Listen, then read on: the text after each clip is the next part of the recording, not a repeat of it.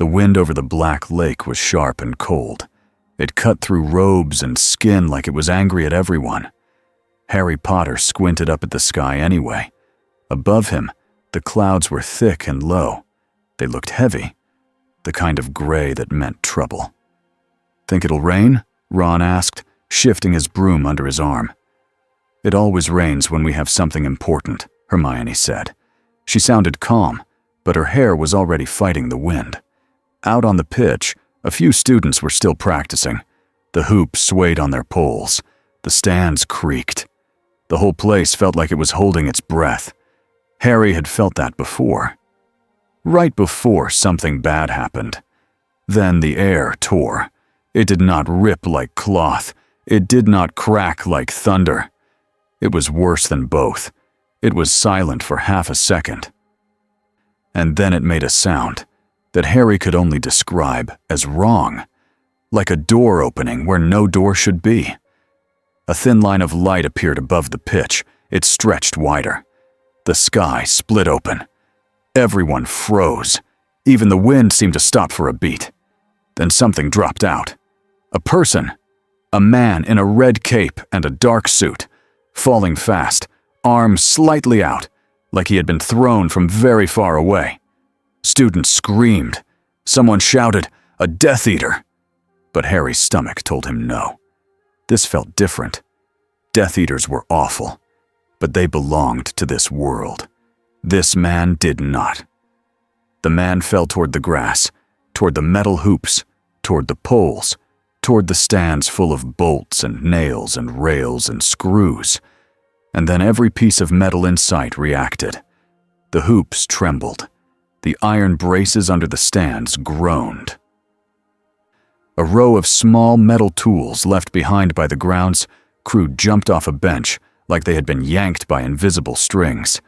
Even the tiny buckles on students' shoes pulled forward. Harry stumbled back as Hermione grabbed his sleeve. "What is that?" Hermione whispered. The man lifted one gloved hand. He did not wave. He did not point. He simply raised it, as if telling the world to stop. All the metal stopped. Tools hung in the air.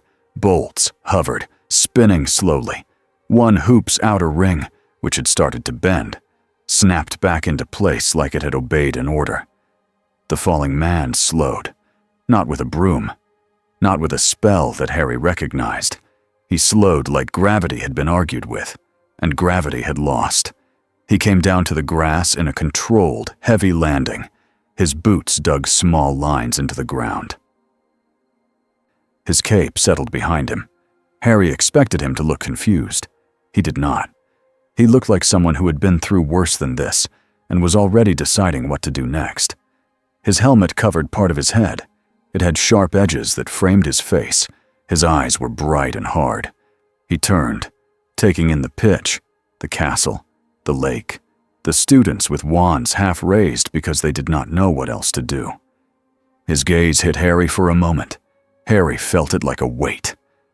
Then the man looked away, scanning again, fast, like he was looking for threats, like he was counting people, like he was measuring exits. The metal tools in the air drifted down, gentle as falling leaves, and landed in neat lines on the grass. That made it worse, because it meant he was not out of control. He was in control. A shout came from the path up the hill. "Get back! Move!" Argus Filch came charging toward the pitch, wheezing, his thin legs pumping like he was trying to win a race he could not win. Mrs. Norris darted beside him. Filch waved a ring of keys over his head. No respect for property. My keys! My keys!" he screamed, as if the sky had stolen them. He ran right up to the strange man before anyone could stop him. Harry's heart jumped into his throat. Filch thrust the key ring forward like a weapon. The man in red did not flinch. He did not even look at Filch at first.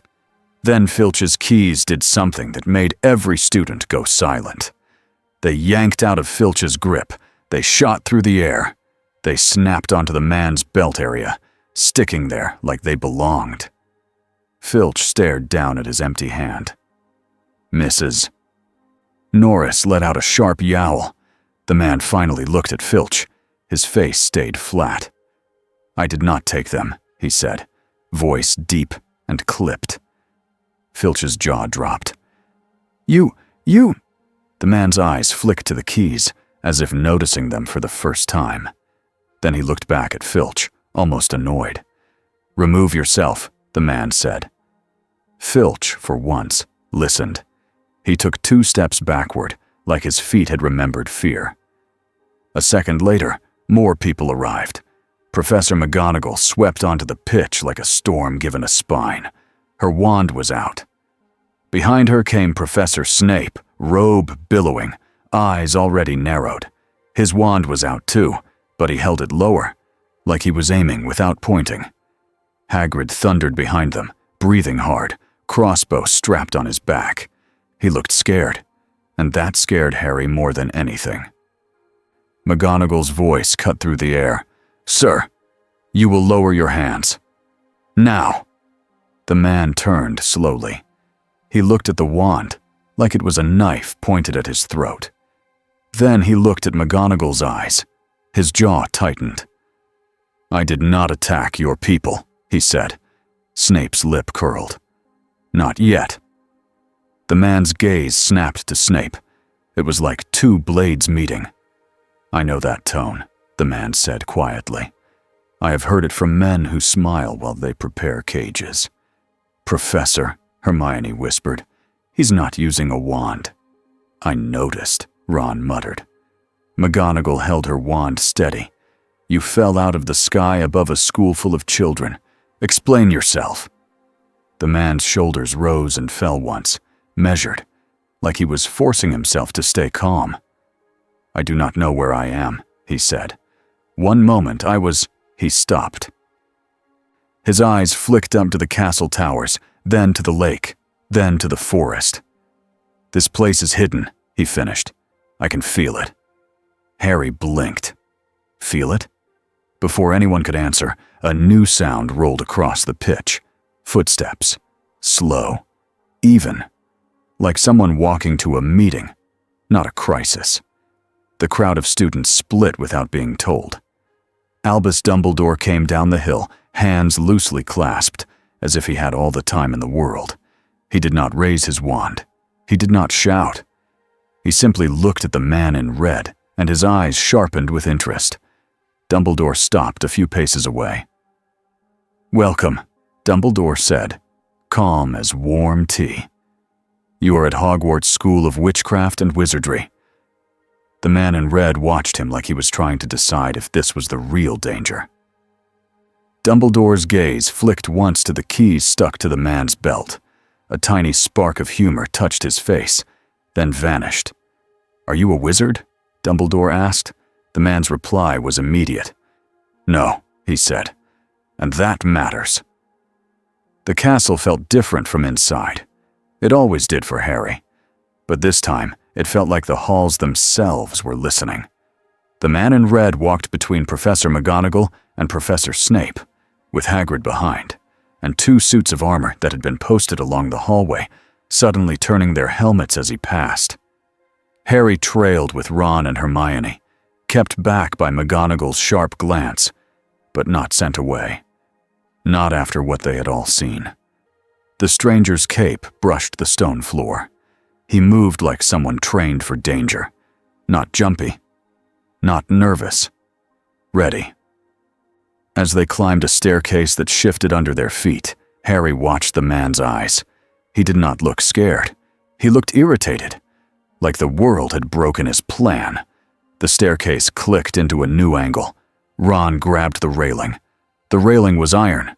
Harry saw it happen. The iron rail tugged toward the man. Just a tiny pull, like a magnet pulling a pin. Snape noticed too.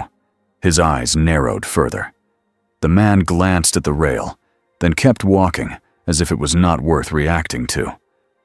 They reached the gargoyle that guarded Dumbledore's office. Dumbledore said a password, and the gargoyle jumped aside. Inside, the office was full of strange silver tools, portraits, shelves, and a calm smell of books. The man in red took 1 step in and stopped. His head tilted slightly. Harry saw his eyes track the metal objects. A silver instrument twitched on a table. A thin chain on a hanging lamp swayed. A little wire frame near a shelf hummed softly, like it had been plucked. Dumbledore watched him carefully. "Please," Dumbledore said, gesturing to a chair. "Sit." The man did not sit. "I do not sit in rooms I do not control," he said. McGonagall stiffened. "This is the headmaster's office." "And yet," the man said, voice low, "your doors lock like prisons." Hermione's eyes widened. Ron looked like he wanted to say something rude. Dumbledore only nodded, like the man had made a fair point. "Then stand," Dumbledore said, "and tell us your name." The man's jaw worked. He looked at Dumbledore, then at Snape, then at McGonagall. His gaze slid to Harry and paused. Harry felt that weight again. The man looked at him like he recognized something in him. Not his face. Something else, a kind of hunted look. The man looked away. "My name is Eric Lenser," he said. Snape's voice was soft and sharp. "And what are you?" Eric's eyes flashed. "Human." Snape did not blink. "That is not what I asked." Eric's hand lifted slightly, not threatening, just a small movement. The silver tool on Dumbledore's desk rolled a few inches on its own. Hermione gasped. Eric's hand lowered. The tool stopped. "I was born different," Eric said. "In my world, people like me are called mutants." "Mutants," Ron repeated, like the word tasted odd. Dumbledore's eyes stayed kind, but his attention sharpened. "And what does that mean, Eric?" Eric's voice stayed controlled, but something hard sat under it, like stone under thin soil. "It means some of us have gifts," he said, "and many fear those gifts. They build laws. They build cages. They build stories about monsters. Then they tell themselves they are heroes." McGonagall's mouth tightened. "You can control metal." "Yes," Eric said. "With my mind." Hermione leaned forward. "But without spells?" Eric looked at her, studying her. "Your world uses words and sticks to shape forces you do not fully understand," he said. Hermione bristled. "We understand."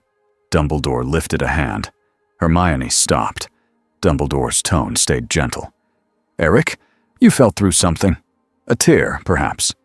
Do you know what caused it?" For the first time, Eric's face shifted, just slightly. Pain flickered there. "War," he said. "Not your kind. My kind. Humans against mutants. And mutants against humans. Too many graves. Too many promises broken." Harry swallowed. He knew what war did. He had felt it in his own way. Snape stepped closer, voice smooth as ice. "How convenient." Eric's head snapped towards Snape. "You think I planned this?" "I think you plan everything," Snape said. Eric's eyes narrowed.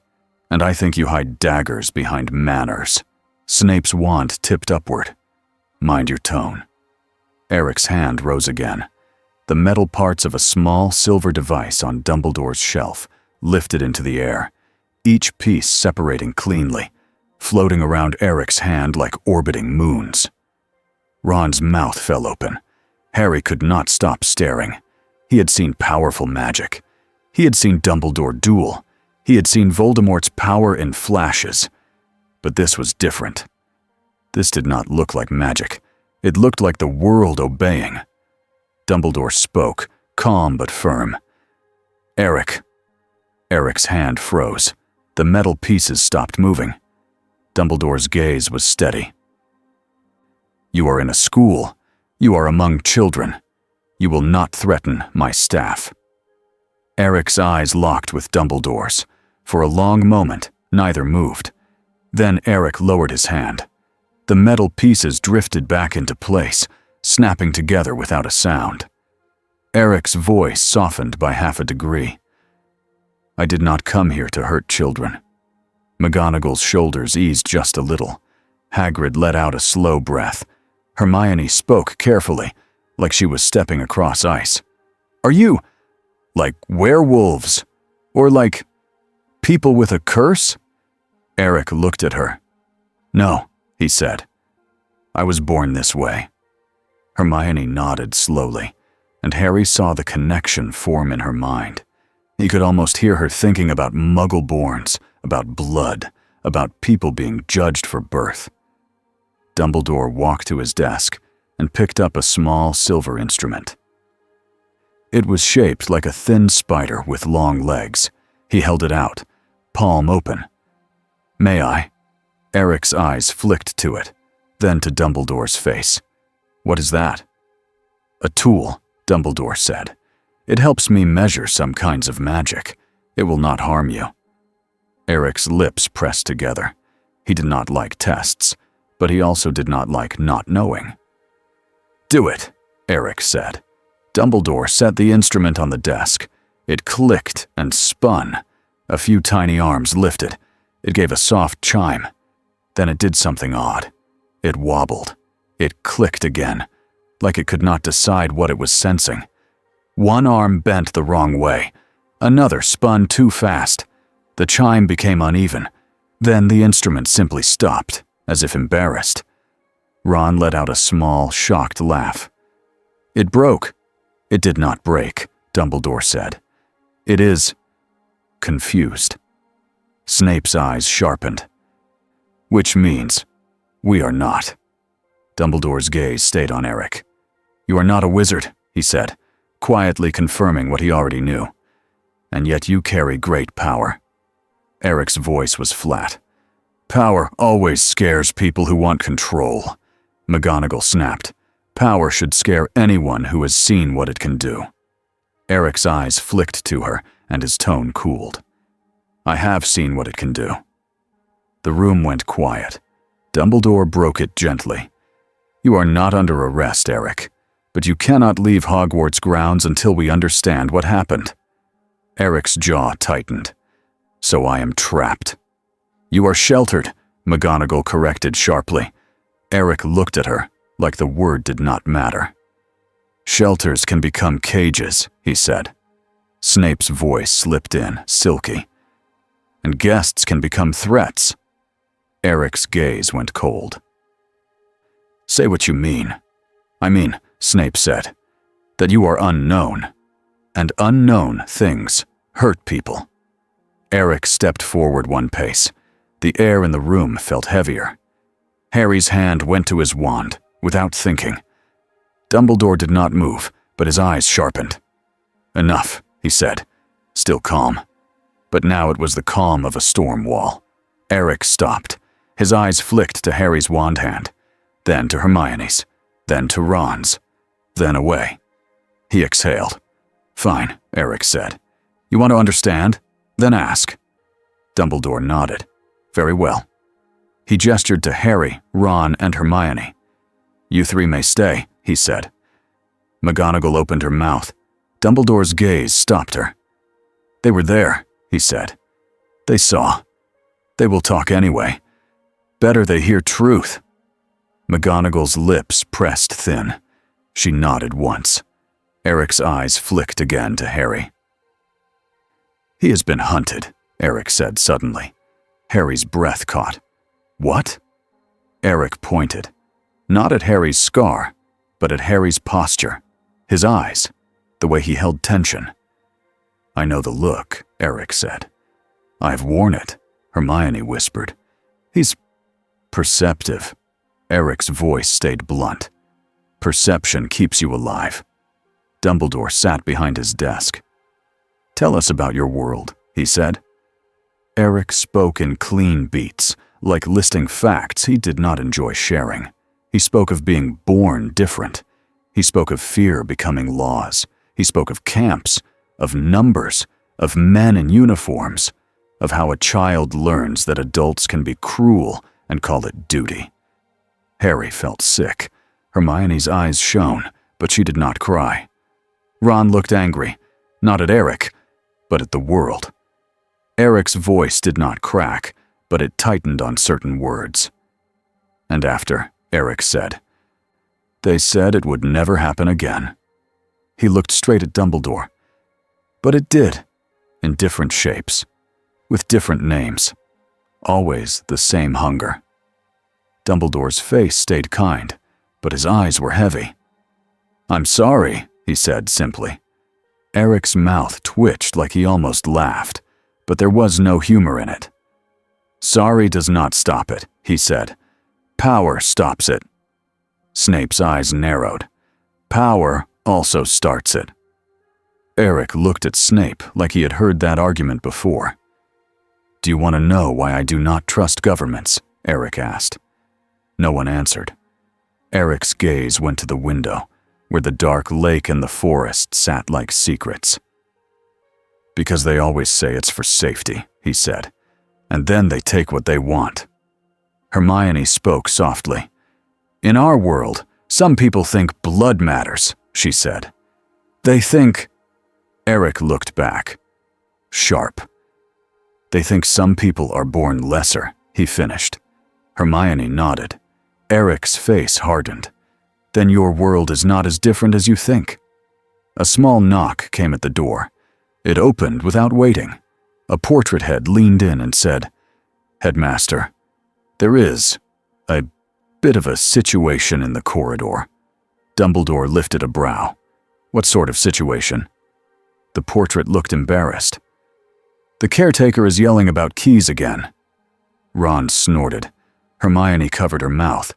McGonagall's eyes narrowed like knives. "Not now." Dumbledore sighed, almost amused. "I suppose we must address the key problem," he said. Eric's eyes flicked down to his belt.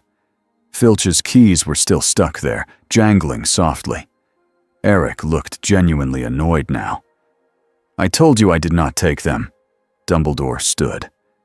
"I believe you," he said. Eric blinked. Like he was not used to being believed so easily. Dumbledore walked closer, stopping at a respectful distance. "May I attempt something?" he asked. Eric hesitated. Then he nodded once. Dumbledore lifted his wand and spoke a simple charm. The keys tugged. They did not come free. Dumbledore's eyes twinkled with interest. "Fascinating," Snape muttered. "Infuriating." Eric's jaw clenched. He lifted a finger, and the keys floated off his belt, moving carefully through the air like they were on strings. They drifted to Dumbledore's palm and dropped. Dumbledore caught them. "Thank you," Dumbledore said. Eric's eyes narrowed. "Do you see?" he said. "Even your magic cannot undo my—" He stopped, searching for the right word. "My field," Hermione whispered. "Magnetism," like she was saying a spell. Eric's gaze flicked to her. "Yes," he said. Ron frowned. "Magnet. What?" Hermione looked excited despite everything. "It's a force," she said quickly. "A thing that pulls metal. Like... She stopped herself before she made it too hard. "Like a pull you can't see." Eric nodded once, as if she had said something sensible in a room full of superstition. Dumbledore's voice turned serious again. "Eric," he said, "there are rules here." Eric's eyes hardened. "Rules are only good if they protect the weak," he said. "That is what they are meant to do," Dumbledore said. Eric's stare held. "Meant," he repeated. Dumbledore did not argue. He only said, "While you are here, you will be watched. Not to punish you, but to prevent fear from turning into something worse." Eric's lips tightened. "And if your ministry comes?" Snape's eyes sharpened. "They will." Dumbledore nodded, slow. "They may," he said, "and when they do, we will handle it." Eric's gaze swept the room again.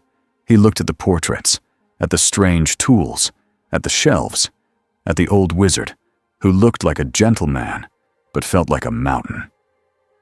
"Very well," Eric said. "I will stay. For now." McGonagall's voice was sharp. "You will not approach students alone." Eric's eyes flashed. I am not your monster." McGonagall did not flinch. "And they are not your soldiers," she said. That landed. Eric's jaw tightened. For a moment, his eyes looked far away, like he had remembered something he did not want to remember. Then he nodded once, stiff. "Fine." Dumbledore gestured toward the door. "We will find you suitable rooms," he said, "and then we will speak again." Eric turned to leave. As he stepped into the corridor, a line of suits of armor along the wall clinked. Their helmets turned toward him. He did not touch them, but the metal responded to him anyway, like it recognized a king. Harry watched, feeling a strange mix of fear and awe. Snape fell into step beside Dumbledore, voice low. "You are trusting him too much." Dumbledore's eyes stayed on Eric's back. "I'm watching him," he said. Snape's tone sharpened. "Watching is not the same as being ready." Dumbledore's voice was quiet. "Then be ready." Snape's gaze followed Eric, and his face was unreadable, but his words were clear. "Guests," Snape murmured, "can become sieges." The first attack did not come at midnight. It came at a time that felt worse. Twilight, that thin hour when the sky was still pale, but shadows were already long. Harry was with Hermione and Ron near the edge of Hogsmeade, because Professor McGonagall had allowed a short, supervised visit with Hagrid. Hagrid wanted supplies. Hagrid also wanted to keep an eye on them. He had not said it out loud, but Harry knew. Everyone was watching everyone right now. The village was busy. Windows glowed. People laughed in warm rooms. Snow crunched under boots. Harry tried to enjoy it. He failed. He kept thinking about Eric Lenshair.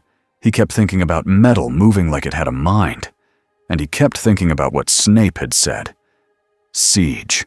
They were walking back toward the path when Hermione stopped. "Do you feel that?" she whispered. Ron blinked. "Feel what?" Harry did. The air felt cold in a way that wasn't weather. It felt empty, like happiness had been pushed out of the space around them. Hagrid's big hand tightened around the strap of his bag. "No," he breathed. "Not here." A scream cut through the street. People turned. A woman stumbled out of a shop, face pale, eyes wide. Her breath came in gasps. She fell to her knees like her legs had stopped working. Behind her, a shadow drifted. It wasn't a person. Not really. It was a shape, tall and thin, floating inches above the ground, cloak trailing like smoke. A Dementor. Harry's stomach dropped so hard it felt like he might vomit. He heard Ron swear under his breath. Hermione's voice shook. "They're not supposed to be here." Another Dementor slid into view, then another. The village sounds died. Even the people who did not know what they were looking at felt it. They backed away, faces blank with sudden fear. Harry's heart hammered. He raised his wand. "Expecto Patronum!" he shouted. A silver light burst from his wand and formed, not as strong as he wanted, but strong enough to push the nearest Dementor back. The Dementor drifted away, but it did not leave. It hovered, waiting, like it had time. Hermione raised her wand too. Her voice was tight. "Expecto Patronum!" Her light was smaller than Harry's, but it joined his, making a brighter barrier. Ron tried. His light flickered.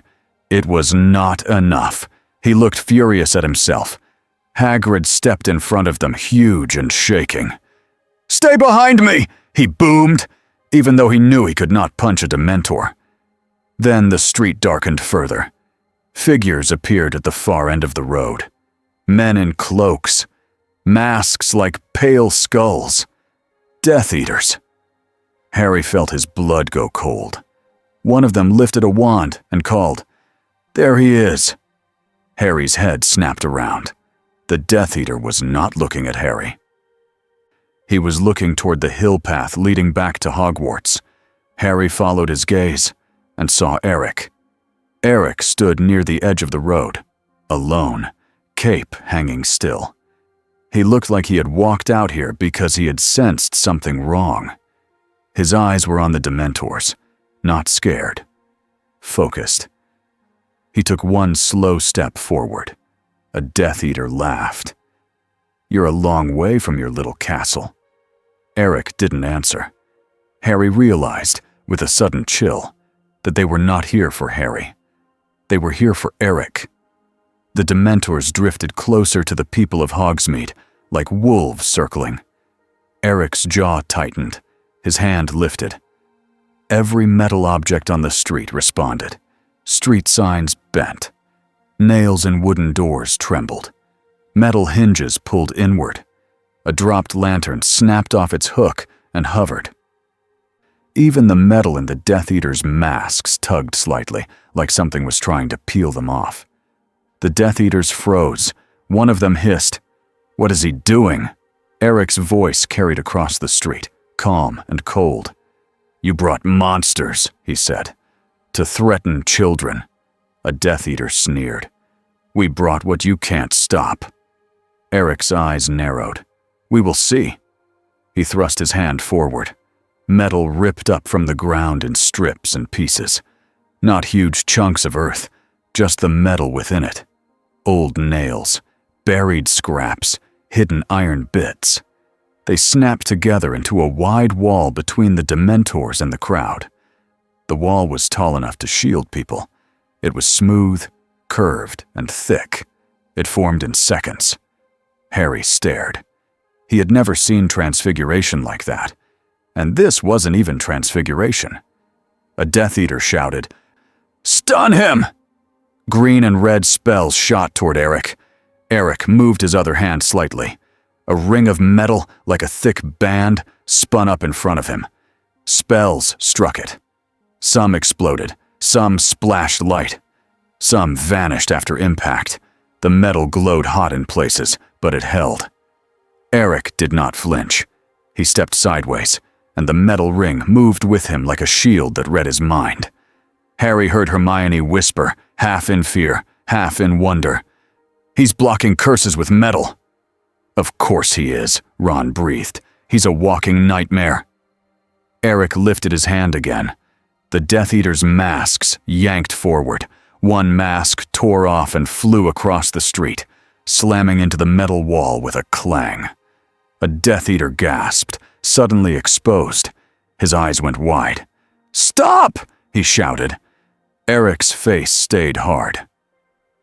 "You wear masks because you are ashamed," Eric said. "Good." The Dementors glided around the metal wall. They did not care about it. They floated through the side spaces like the wall was only a suggestion. Eric's eyes sharpened as he saw it. For the first time he looked unsettled, not scared of dying, confused that his power did not matter to these things. A Dementor drifted toward a crying child near a doorway. Harry's Patronus light snapped toward it, pushing it back. But there were too many. Harry's arm started to shake. He felt the cold press in, trying to pull him into memories he hated. He heard his mother scream in his head. He tasted panic. He stumbled. A Dementor slid closer to him, drawn by the crack in his focus. Then Eric moved. Eric did not attack the Dementor directly. He attacked the space around Harry. He swept a hand, and a cluster of metal objects, pots, hinges, tools from a nearby shop, whipped through the air and formed a cage around Harry, leaving gaps so Harry could breathe and see, but blocking the Dementor's direct path. The Dementor drifted through the bars anyway. Harry's heart dropped. But the cage had bought half a second. Half a second was enough. Hermione stepped forward, voice shaking but strong. "Expecto Patronum!" Her silver light slammed into the Dementor, driving it back hard. Harry sucked in a breath. Eric's eyes flicked to Hermione, then back to the Dementors. His jaw clenched. He looked angry now. Not at the Death Eaters, but at the Dementors. Angry that something existed that fed on helpless people. Angry that his power did not stop it. That anger looked familiar. It looked like the anger Harry had seen in himself sometimes. A Death Eater shouted, "Now! Take him while he's distracted!" 3 Death Eaters rushed forward with spells. Eric's hand snapped up. A wave of metal tore across the street like a moving fence, slamming into their legs and pinning them to the ground. Not cutting, not crushing. Pinning. Eric was holding back, on purpose, because there were civilians nearby, because he meant what he said about children. The Death Eaters thrashed and screamed, trying to free their wands. Eric stepped closer, eyes cold. "You came to capture me," he said. A Death Eater laughed, breathless. "Not you, not really. We came to see what you are." Eric's eyes narrowed. "Then look," he lifted both hands. The metal in the street rose. It did not explode outward like a bomb. It assembled. A wide dome formed over the center of the street, like a giant shield. It covered Eric, the pinned Death Eaters, and part of the open space where the Dementors hovered. The dome's inside glowed faintly from friction heat. The outside reflected torchlight. People outside the dome gasped. Some ran. Some stared. Harry watched, stunned. It was like Eric had built a fortress in the time it took to blink. Inside the dome, the Death Eaters panicked. Their spells bounced and sparked against metal.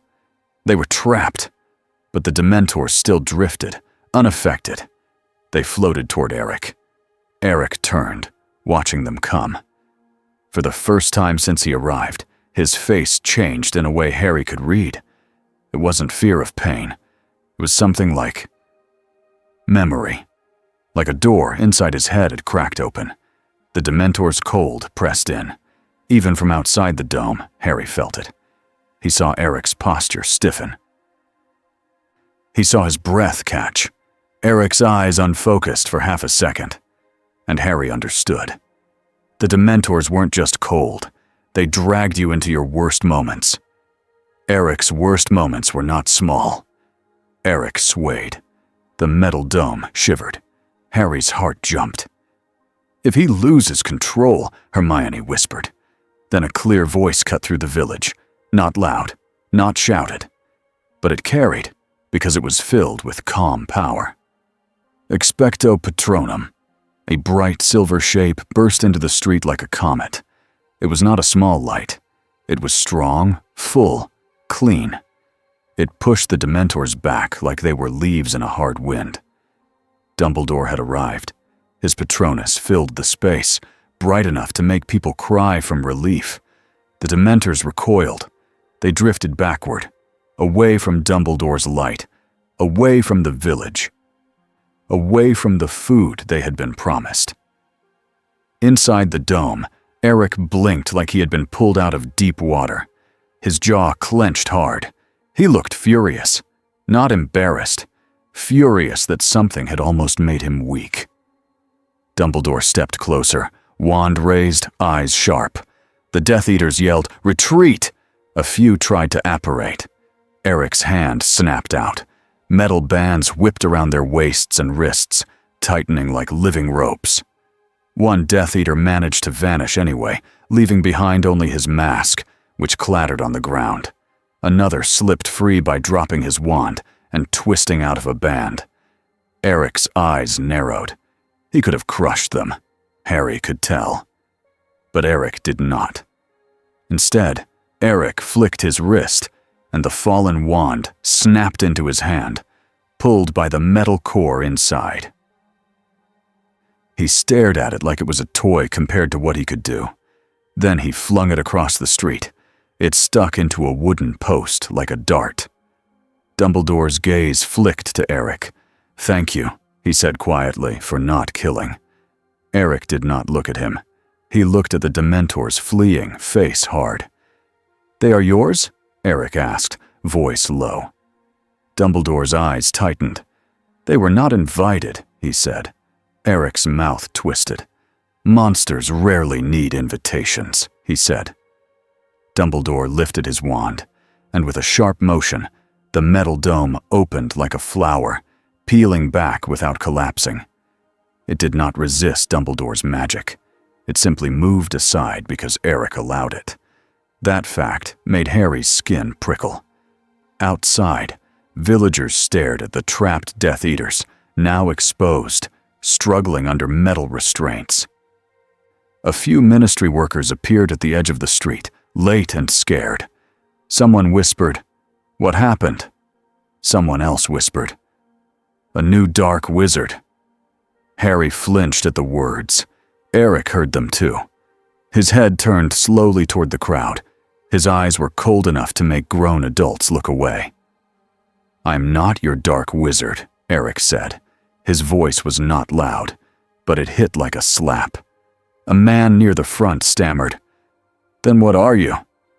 Eric's gaze moved over them, taking in the fear, the confusion, the way people made space around power.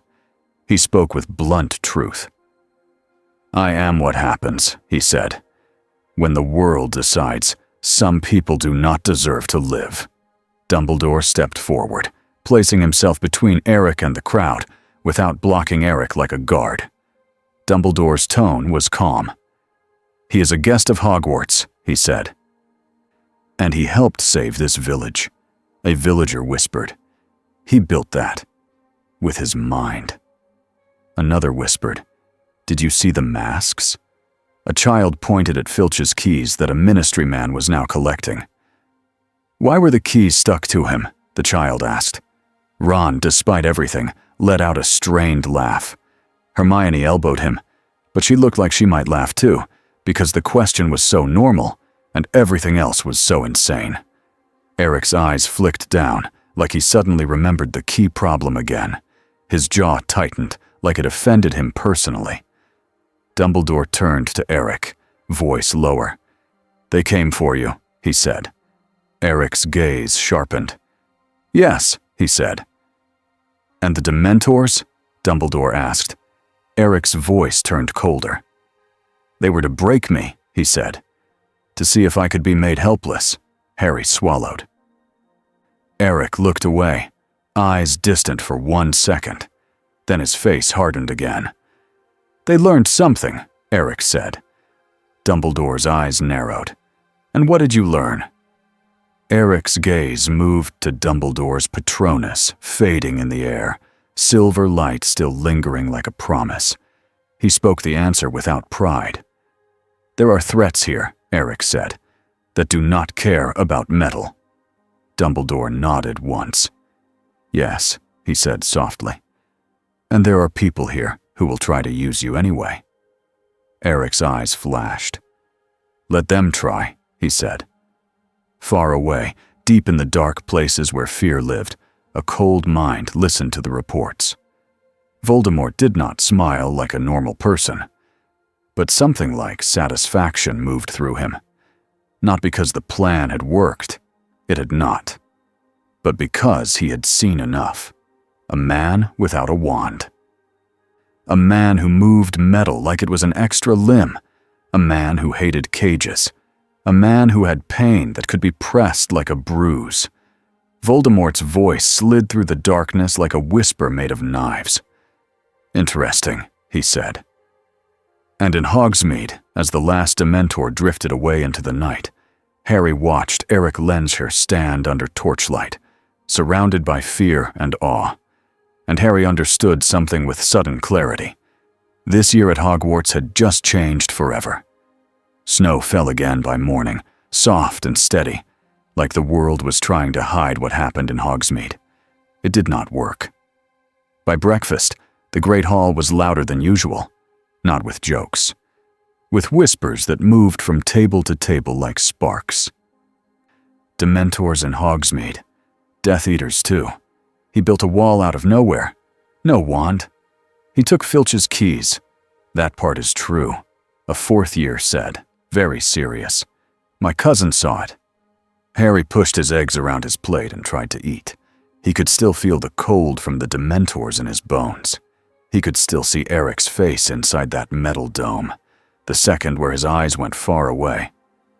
Hermione sat stiffly beside him, already holding the Daily Prophet with both hands like it was a dangerous thing. Ron leaned in. What's it say? Hermione turned the paper so Harry could see. The front page headline was huge. Mystery weapon in Hogsmeade? Under it was a moving photo. Not a clear one. Just a blur of red cloth and a shining curve of metal, with tiny figures running in fear. Hermione's voice was flat.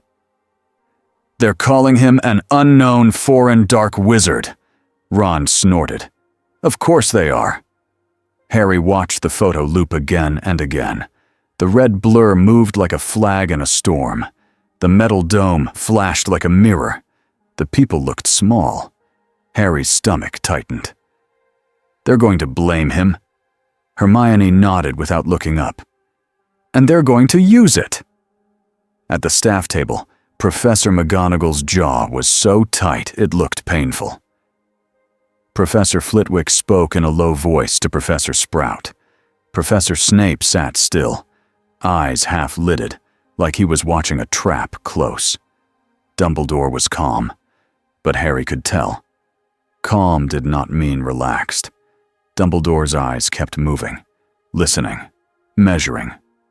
And Eric wasn't at breakfast. That alone made the room feel wrong. Harry waited until the dishes began to clear themselves. Then he leaned closer to Hermione. Where is he? Hermione lowered her voice too. Probably with Dumbledore. Or McGonagall. Or both. Ron muttered. Or chained up. Hermione shot him a look. Ron lifted his hands. I didn't say I wanted it. I said that's what people do. Harry stared down at the table. He knew Ron was right. He had seen it. People got scared. Then they wanted simple answers. They wanted someone to point at. They wanted a cage. Eric stood in a room that felt like a polite prison. It was a guest suite, high up in one of the towers. It had a fireplace, a heavy bed, and a window that looked out over the lake. Someone had tried to make it comfortable. Eric did not care. He walked the room in slow lines, listening, not with ears, with the part of him that felt metal, like it was close to his skin. The castle was full of it. Small pieces, huge pieces, hidden pieces, nails in the walls, iron in old hinges, metal inside stone, like bones. He could feel suits of armor standing like silent guards in the corridors. He could feel the metal inside the moving staircase rails. He could even feel the thin chain in the lamp above his head. He did not like it. Too much he could not control. Too many places someone could hide something sharp. He stopped by the window. Down below, the lake was dark. The forest beyond it looked even darker. Eric's mouth tightened. In his world, forests did not hide magic creatures. They hid soldiers, dogs, cameras, people with guns and orders. He did not miss that. But he did not trust peace either. The door opened without a knock. Professor McGonagall entered first, brisk and rigid. Dumbledore followed, calm and quiet. Eric turned. He did not bow. He did not smile. I assume this is about the paper, Eric said. McGonagall's eyes flashed. It is about the ministry. Dumbledore nodded once. They are on their way. Eric's hands curled slightly. The metal chain in the lamp above trembled, reacting to his mood. I helped your village, Eric said. And they come with chains. They come with questions, Dumbledore said gently. Eric's stare sharpened. Questions that end in prisons. McGonagall's voice was clipped. You are not helping yourself. Eric's eyes cut to her. I am not the one writing lies. McGonagall's jaw tightened further. But she did not argue. She did not deny it either. Dumbledore stepped closer to the desk in the room and sat, as if sitting made the air less sharp. Eric, he said, there is something you should understand. The ministry is afraid. Eric's laugh was short and cold. Fear is always the excuse. Dumbledore did not flinch. Yes, he said, and fear can become dangerous. Eric stared at him for a long moment. Then stop them. Dumbledore's eyes stayed steady. "I will try," he said. Eric's mouth twisted. "Try," he repeated. The word tasted like failure. McGonagall took a breath and forced her voice calmer. "If you meet them with anger, they will call you proof." Eric's gaze slid toward the door. "And if I meet them with silence, they will call it guilt." Dumbledore's voice stayed soft. "Then meet them with truth," he said. Eric's eyes narrowed. "Truth does not protect you from cages." Dumbledore's expression did not change, but his eyes looked heavier. "Sometimes it does," he said. "Sometimes it does not. But it is still the right starting place." Eric's jaw worked. He did not like men who spoke like this. He did not trust kindness. Kindness could be real. It could also be a leash made of velvet. He looked away. Then, quietly, he said, "In my world, they gave me many names." McGonagall's gaze sharpened.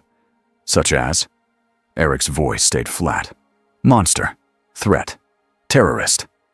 A pause. Then he added, almost like he was admitting something he did not enjoy admitting. "They called me Magneto." McGonagall's eyes flicked, taking the name in, filing it away like a weapon label. Dumbledore did not react with fear. He only nodded slightly, like names were important, but not the whole person. Eric watched him. Testing. Dumbledore met the test with patience. The silence broke when the castle itself seemed to announce the problem. A distant shout echoed up the corridor. "My keys!" Eric's eyes shut for 1 second, as if he was holding back a headache. McGonagall pinched the bridge of her nose. Dumbledore, somehow, looked almost amused. "It appears," he said, "that your presence continues to cause small disturbances." Eric opened his eyes. "It is not on purpose." McGonagall's tone was sharp. "Try telling Filch that." Eric did not answer, but the corner of his mouth twitched for half a second, like he almost understood the joke. Almost. Dolores Umbridge arrived at Hogwarts like a wrapped gift with something rotten inside. Harry saw her from the staircase landing as she swept into the entrance hall with a cluster of ministry people behind her. She was short. She wore a bright pink outfit. She smiled like she was greeting friends, but her eyes were cold. Aurors flanked her, wands out but held low, trying to look professional instead of scared. Umbridge's voice carried. "Headmaster, how lovely to see you again." Dumbledore greeted her as if she were an ordinary visitor. "Dolores," he said, "welcome to Hogwarts." Umbridge's smile widened. "Thank you," she said, like she was doing him a favor.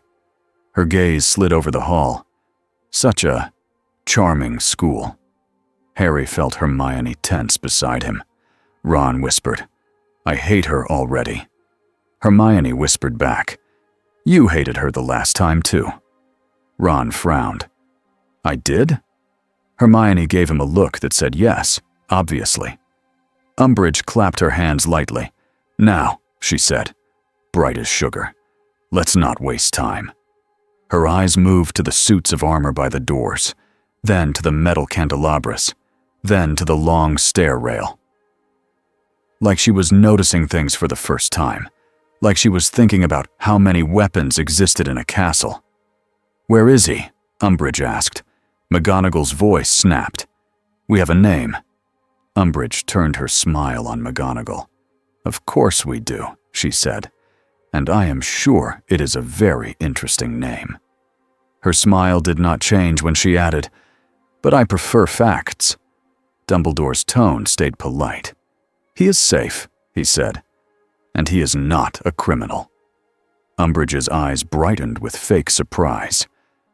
"Not a criminal," she repeated. "Oh dear, that depends on what he is, doesn't it?" Snape appeared at the edge of the group, like a shadow that decided to become solid. His gaze flicked over the Aurors, then settled on Umbridge. Umbridge's smile tightened. "Professor Snape," she said. "How nice." Snape's voice was smooth.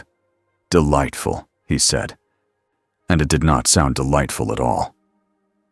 Umbridge reached into her bag and pulled out a stack of papers. She held them like a judge holding a sentence. "The Ministry has concerns," she said. "An unknown individual. Extreme power. No wand registration. No known blood status."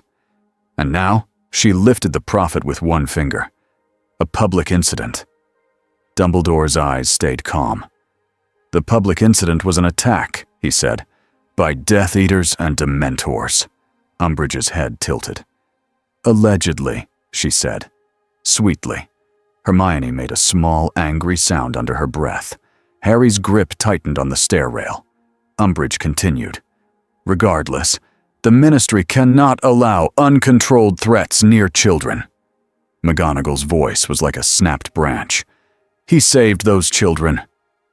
Umbridge's smile stayed. "Many dark wizards do kind things," she said. "It helps them hide." Harry felt heat rise in his chest. Dumbledore did not raise his voice, but the air seemed to change anyway. "Dolores," he said, "be careful." Umbridge blinked. "Oh my," she said, hand to her chest. "Are you threatening me, Headmaster?" Dumbledore's eyes stayed kind, but there was steel under it now. "I am warning you not to mistake fear for wisdom." Umbridge's smile returned. "Wonderful," she said. "Then we agree.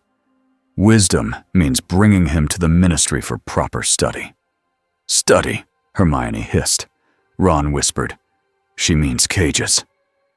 Umbridge turned toward the staircase, as if she had heard them, even though she had not. She spoke to Dumbledore again. "You will present him," she said. Dumbledore's answer was simple. "No." The word fell like a stone.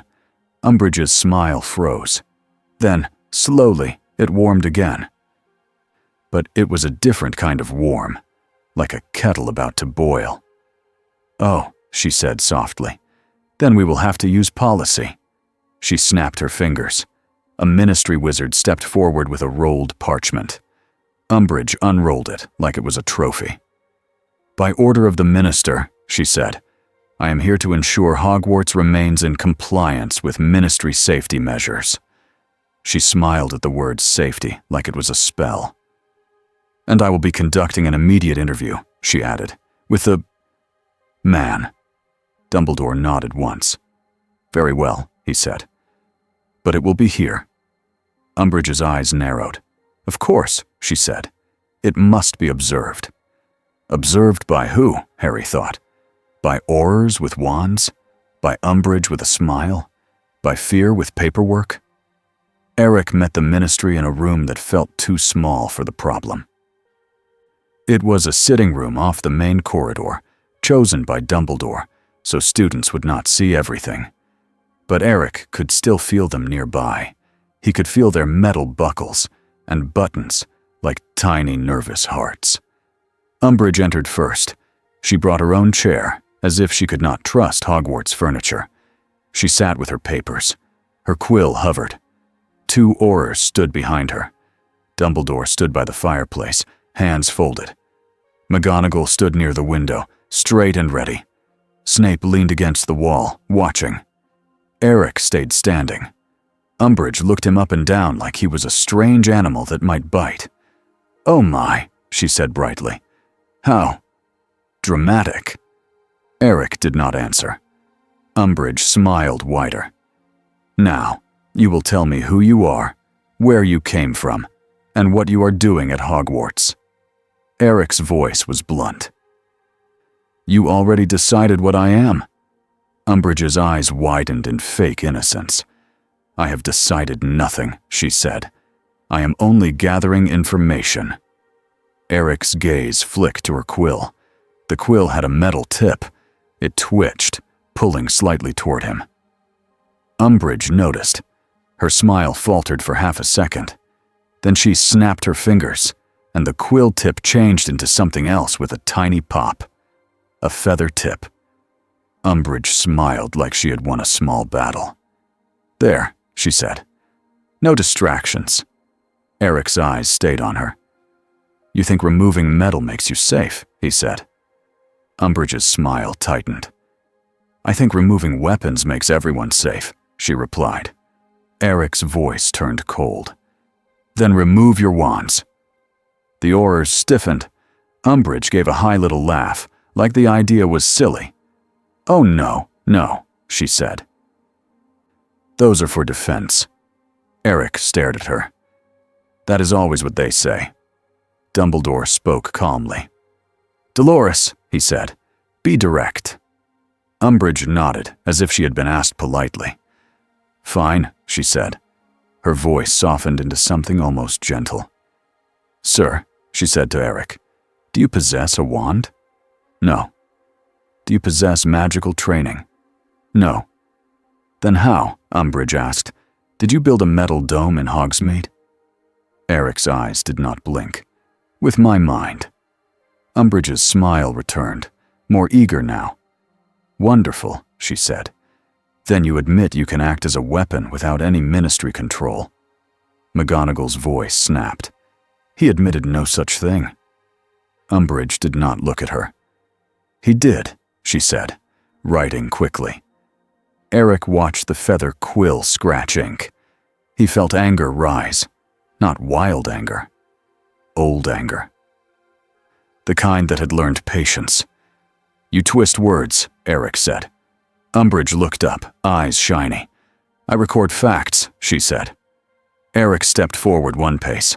The metal fireplace tools rattled in their stand. Umbridge's eyes flicked to them, then back to his face. Stay where you are, an Auror warned, wand lifting. Eric looked at the wand. Pointing that at me does not make you brave, he said. The Auror's face flushed. Dumbledore's voice was quiet, but firm. Eric, he said. Eric stopped. He did it because Dumbledore did not speak like Umbridge.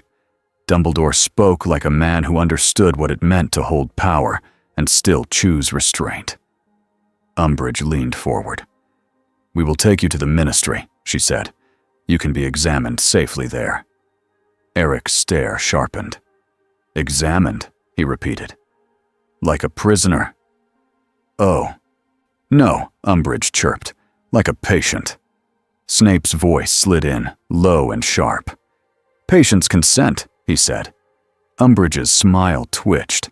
How clever, she said. But consent is complicated when public safety is at risk. Eric's voice dropped. In my world, he said, they used public safety to take children from their homes. The room went still. Even Umbridge paused. Not from empathy, from calculation. Dumbledore's eyes softened. Eric cut him off, still controlled. Don't tell me to calm down, he said. I am calm. He looked straight at Umbridge. You will not take me. Umbridge's voice stayed sweet. Oh dear, she said. That sounds like refusal. Eric's face did not change. Yes.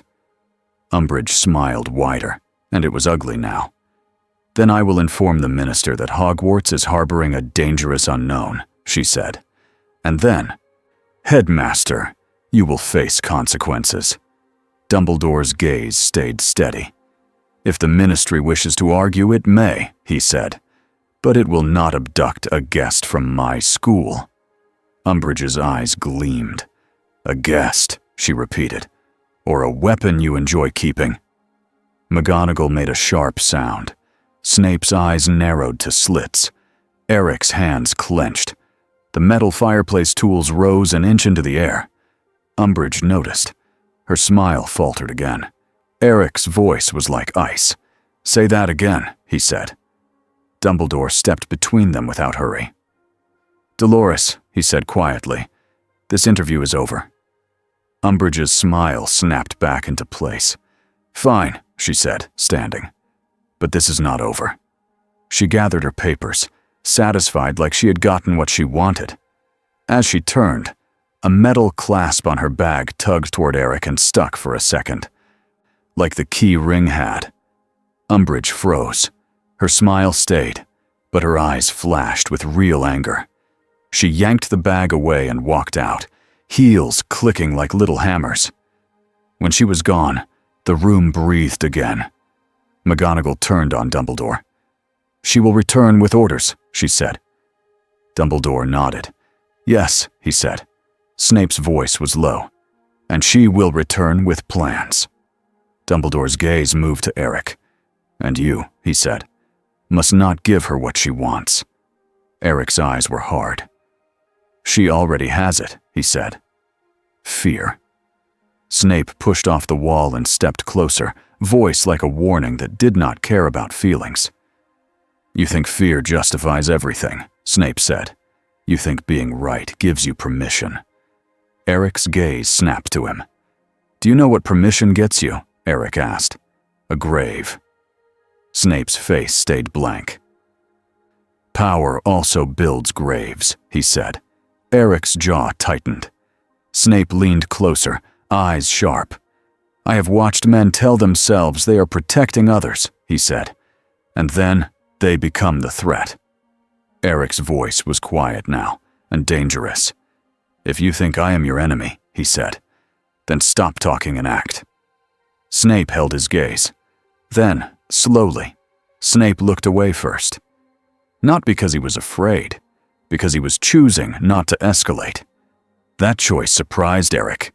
Dumbledore watched it all, saying nothing. He was storing every detail. McGonagall exhaled.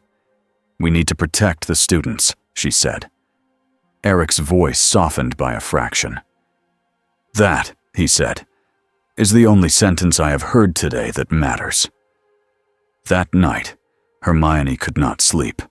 She lay in bed in the Gryffindor dorm, staring at the dark canopy above her. Lavender was breathing softly. Parvati turned in her sleep. Hermione's mind would not stop. Dementors in Hogsmeade, Death Eaters with a plan, the Prophet lying, the Ministry smiling while it sharpened knives, and Eric, Magneto, a man who carried history like armor. Hermione sat up. She could not fix the Ministry. She could not stop Voldemort. But she could do one thing. She could learn. She slipped out of bed, pulled on her robe, and went down into the common room. It was empty. The fire was low. She took the cloak Harry had borrowed from somewhere. She did not ask where it came from. Sometimes it was better not to know.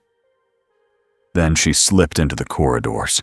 The castle was quieter at night, but it was never truly silent. Paintings whispered.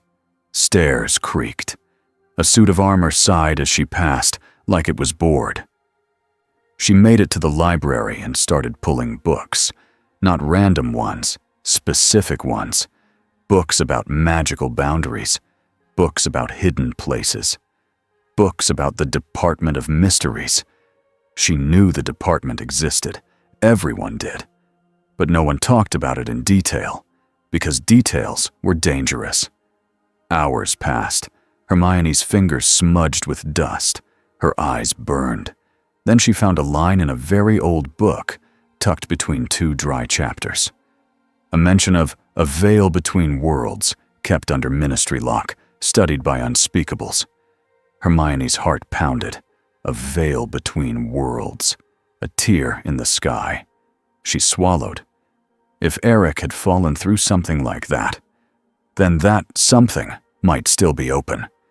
And if Voldemort knew, Hermione snapped the book shut. She ran, not fast enough to make noise. Fast enough to feel like her feet were thinking for her. She reached the stone corridor outside the guest rooms. 2 suits of armor stood there now, placed like guards. Hermione swallowed and stepped forward. One armor's helmet turned. Hermione whispered, "Please don't." She didn't know if it understood. She didn't know if that was even how it worked. She knocked. A moment later, the door opened. Eric stood there, fully dressed, as if sleep was not something he respected. His eyes flicked to her face, then to the book in her hands. "You should not be here," he said. Hermione lifted her chin. "I found something," she whispered. Eric stared at her for a long beat. "Come in," he said. Hermione stepped into the room. The moment she crossed the doorway, she felt it again. The strange pull in the air, like metal, was awake. Eric noticed her noticing. "You feel it," he said. Hermione nodded. "A little," she admitted. Eric's eyes narrowed. "Interesting." Hermione opened the book and pointed at the line with her finger. "There's a place in the Ministry," she said quickly. "The Department of Mysteries. They study things they don't want people to know." Eric's gaze sharpened at the words ministry and study. Hermione kept going, careful and clear. "It mentions a veil between worlds," she said. "A boundary. If you fell through something like that, maybe it's connected." Eric's voice was low. "You think the Ministry has a door like that?" he said. Hermione nodded. "I think they might," she said. "And I think Voldemort will want it." Eric did not ask who Voldemort was. He had learned enough already. A dark leader, supremacy, terror, followers in masks. He understood the shape of it. Eric's jaw tightened. "If there is a door," he said, "then it is a weapon."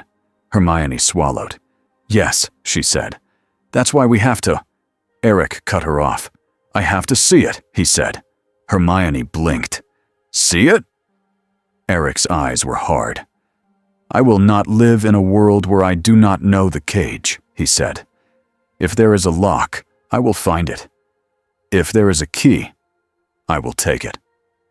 Hermione's eyes widened. "The Ministry will—" "I do not care what they will do," Eric said. Hermione's voice shook. "You should," she said, "because they'll hurt people to get what they want." Eric looked at her for a moment. Something shifted in his gaze. Not softness, recognition. "Yes," he said quietly. "They always do." Hermione took a breath. "Then you can't go alone," she said. Eric's eyes narrowed. "I do not take children into danger." Hermione bristled. "I'm not a child," she said, then immediately realized how it sounded. Eric's mouth twitched, almost a smile. "Almost." "You are brave," he said. "That is not the same thing as safe."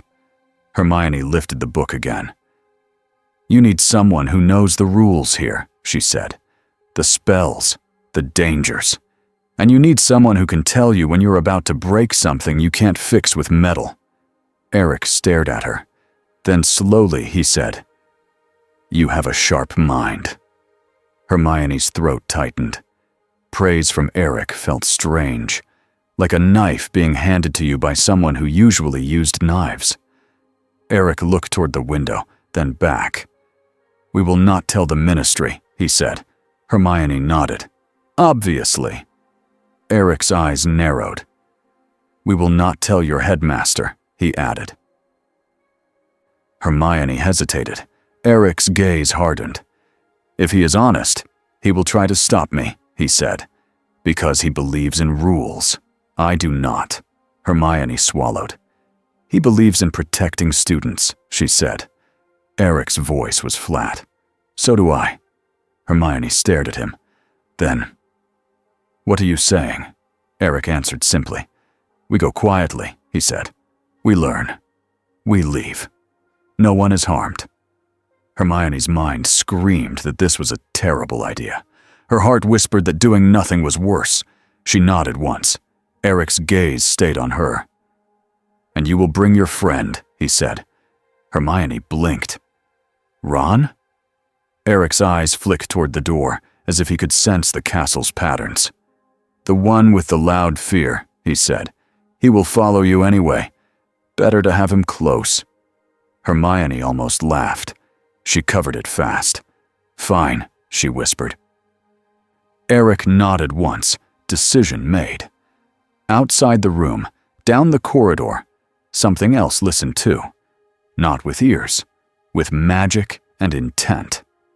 In the darkness far from Hogwarts, Lord Voldemort sat in silence, and a report came to him like a whisper through a crack. Not the full plan, not names, just a sense, a pressure, a new move. Voldemort's mouth did not smile, but his thoughts did. He seeks the door, Voldemort realized. Good, because if Eric sought it, Voldemort could lead him, not with force, with temptation, with pain.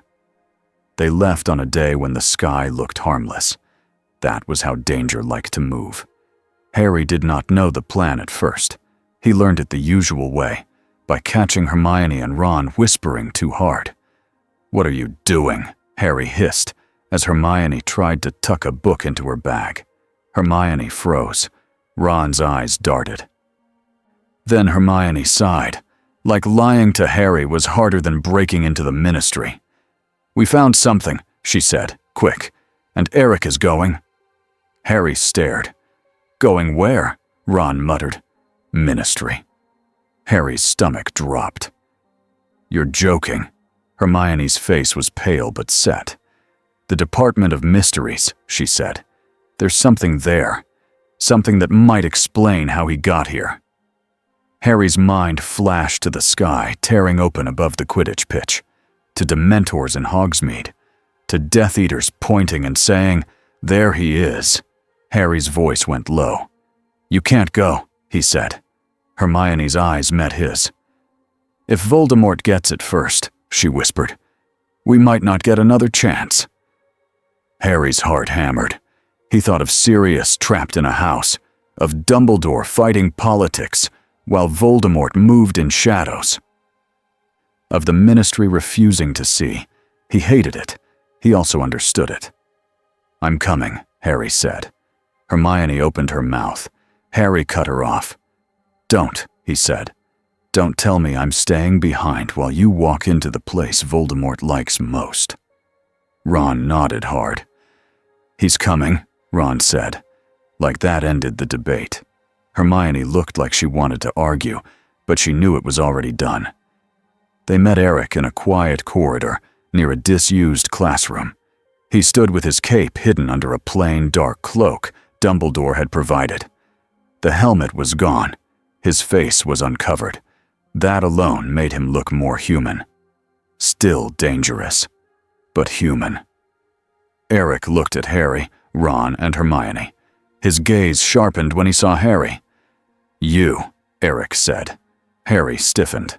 "Me," he replied. Eric's eyes flicked to Harry's scar, not with curiosity, with recognition. "You have a mark," Eric said. Harry's throat tightened. "Yeah," he said. Eric nodded once, as if that explained something about Harry's posture. "Then you understand hunting," he said. Harry did not answer. He only nodded. Hermione spoke fast. "We need a way in," she whispered. "We can't just—" Eric cut her off, calm. "You use doors," he said. "Your Ministry uses locks. Locks are metal." Hermione swallowed. "Some locks are enchanted," she warned. Eric's eyes were hard. "Then the enchantment will learn," he said. They traveled the way students were never supposed to travel. Quiet passages, hidden stairs, a tunnel that smelled like damp earth. Harry recognized part of it. He did not ask questions. They emerged near the edge of London, far from Hogwarts, in a place where the air felt busy and dirty. Cars moved. People shouted. The world was loud again. Eric paused and watched the street for a moment. His eyes tracked the metal everywhere. Cars, rails, signs, coins in pockets, phones in hands. Hermione saw his face. "You're sensing it," she whispered. Eric's voice was low. "Your world hides," he said. "But it is built on metal, like mine." Ron muttered. "Great. So he's stronger here." Harry kept his eyes moving. "We should go," he said. They reached a phone booth, and Hermione dialed the number she had found in the book. The booth shook and sank. Ron looked sick. Harry felt his stomach twist. Eric did not react. If anything, he looked calmer the deeper they went, as if underground felt more honest. They stepped out into the Ministry of Magic. It was bright and clean and busy.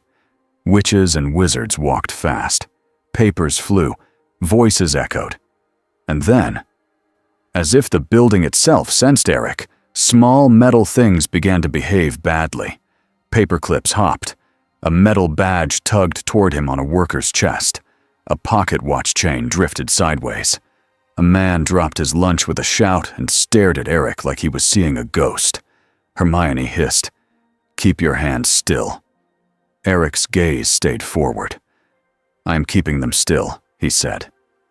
Ron whispered, "Your field isn't." They moved through the crowd, trying to look normal, which was almost funny because none of them looked normal. Harry kept his head down. Hermione led the way, using memory and signs. Ron stayed close, eyes wide. Eric walked like he belonged. That was the scary part. They found the corridor that led to the Department of Mysteries. The air changed there. Less noise, less light. More silence that felt intentional. A door waited at the end, plain and dark. Hermione swallowed. "This is it," she whispered. Eric stepped closer. The door did not have a handle like normal doors. It had a smooth surface and a lock that was not obvious. Hermione's voice shook. "This is beyond normal locks," she said. Eric lifted his hand anyway. Harry felt the air tighten. The metal inside the door responded like something waking up. Eric's fingers curled slightly. The lock clicked. Quiet, clean, like it had been asked politely. The door opened. Hermione stared. "How?" Eric's voice was flat. "Metal," he said. Ron let out a small, amazed sound. He just did it." Harry felt a chill that had nothing to do with Dementors. If Eric could open Ministry secrets like a cupboard, then the Ministry should be terrified. They stepped through. The door shut behind them without being touched, and the world inside the Department of Mysteries was not like the world outside. The hallway was dim. The floor felt softer underfoot, like old stone worn by careful steps. The air smelled like dust and cold metal. Then Hermione stopped short. Someone was already there. A witch in a plain dark robe stood in the hallway, facing them. Her face was calm. Her wand was out. 2 more figures appeared from side corridors, then 2 more. Unspeakables. They did not look like Aurors. They did not look like teachers. They looked like people who had seen things that made normal fear feel small. The first one spoke, voice level. "You are not authorized," she said. Hermione's mouth went dry. Eric stepped forward slightly, not aggressive, just present. "I did not come to steal," he said. "I came to understand." The Unspeakable's gaze moved to Eric's face. It sharpened. "You're the anomaly," she said. Eric's eyes narrowed. "You already know." "We know a tear happened above a hidden school," she said. "We know Dementors moved without orders. We know Death Eaters took interest." Her wand stayed steady. "We know you are dangerous." Eric's voice was quiet. "So are your secrets," he said. A pause. Then the Unspeakable spoke again. "Leave," she said. "Now." Eric's eyes flicked down the corridor as if he could sense something deeper. "I will not," he said. The Unspeakable's jaw tightened. "Then, we will remove you." Ron whispered, "How?" Hermione's eyes darted. "They might have tools," she whispered back. Eric tilted his head slightly. "Tools," he repeated, tasting the word. Then, from deeper inside the department, something moved. A thump, then another, like footsteps, but heavy. Harry's heart jumped. The Unspeakable's heads turned at the same time. They were not surprised. They were annoyed. "Too late," one of them muttered. A cold laugh echoed down the hall. Harry recognized the voice shape even before he saw the mask. Death Eaters. They flowed in from a side passage like ink spilling. Masks, wands, confidence. Lucius Malfoy stepped forward as if the place belonged to him. His pale eyes moved over Harry, Ron, Hermione, then to Eric. Lucius's smile was smooth. "There you are," he said. Hermione whispered, "No." Ron's face went white. "He's here." Eric's gaze locked on Lucius like a targeting line. "You wear a mask too," Eric said. Lucius chuckled. "A fashion choice," he said. "And protection. Both are wise." The Unspeakable's voice was sharp. "This room is sealed." Lucius did not look at her. "Not sealed enough," he said. He raised his wand. "Take the children," he ordered softly, "and keep the visitor intact." Eric's hands lifted. The metal in the Death Eater's masks tugged hard. 2 masks flew off at once, yanked forward, and slammed into the wall with loud clangs. The exposed Death Eaters cursed and stumbled back. Lucius's smile vanished. Eric's voice was calm and deadly. "I dislike cowards," he said. Death Eaters fired spells. Red and green streaks cut through the dim hallway. Eric moved one hand in a sweeping motion. Metal panels slid out from the walls, hidden supports, bolts, plates, ripping free and forming a wide shield in front of Harry, Ron, and Hermione. Spells struck metal and burst into light. The shield held. Harry stared. "He's protecting us." Hermione's voice was tight. "Yes, don't waste it." Harry and Hermione raised their wands and fired stun spells through gaps Eric left on purpose. Ron followed with shaky but determined aim. The Unspeakables joined in, their magic different from normal spells. Less flashy. More precise. One Death Eater's wand arm went numb mid-swing. Another's feet stuck to the floor, like the stone had decided he was done. Lucius snarled, "Move!" He flicked his wand, and a curse struck the floor near Eric, trying to shatter stone upward like spikes. Eric stomped once. Metal rods shot up from beneath the floor, reinforcement bars hidden in concrete, and formed a cage that blocked the stone spikes. Harry's eyes widened. "There's metal in the floor." Eric did not look back. "There is metal everywhere," he said. Lucius backed up 2 steps. Eyes narrowed. Then he changed tactics. He did not throw another curse. He spoke. "You and I," Lucius called to Eric, voice smooth again. "We understand each other." Eric's head turned slightly, just enough to show he heard. Lucius continued, careful, like he was offering a hand instead of a chain. "This world is divided," Lucius said, "by blood, by birth, by those who are born special, and those who fear them." Hermione's stomach twisted. She knew where this was going. Lucius's voice lowered, as if sharing a secret. "You have power without a wand," he said. "You are what they fear. You can end their rules." Eric's eyes went colder. Lucius smiled. "My master values strength," he said. "He could offer you a place where you never have to ask permission again." Harry felt heat rise in his chest. "Don't listen." Eric did not look at Harry. His gaze stayed fixed on Lucius.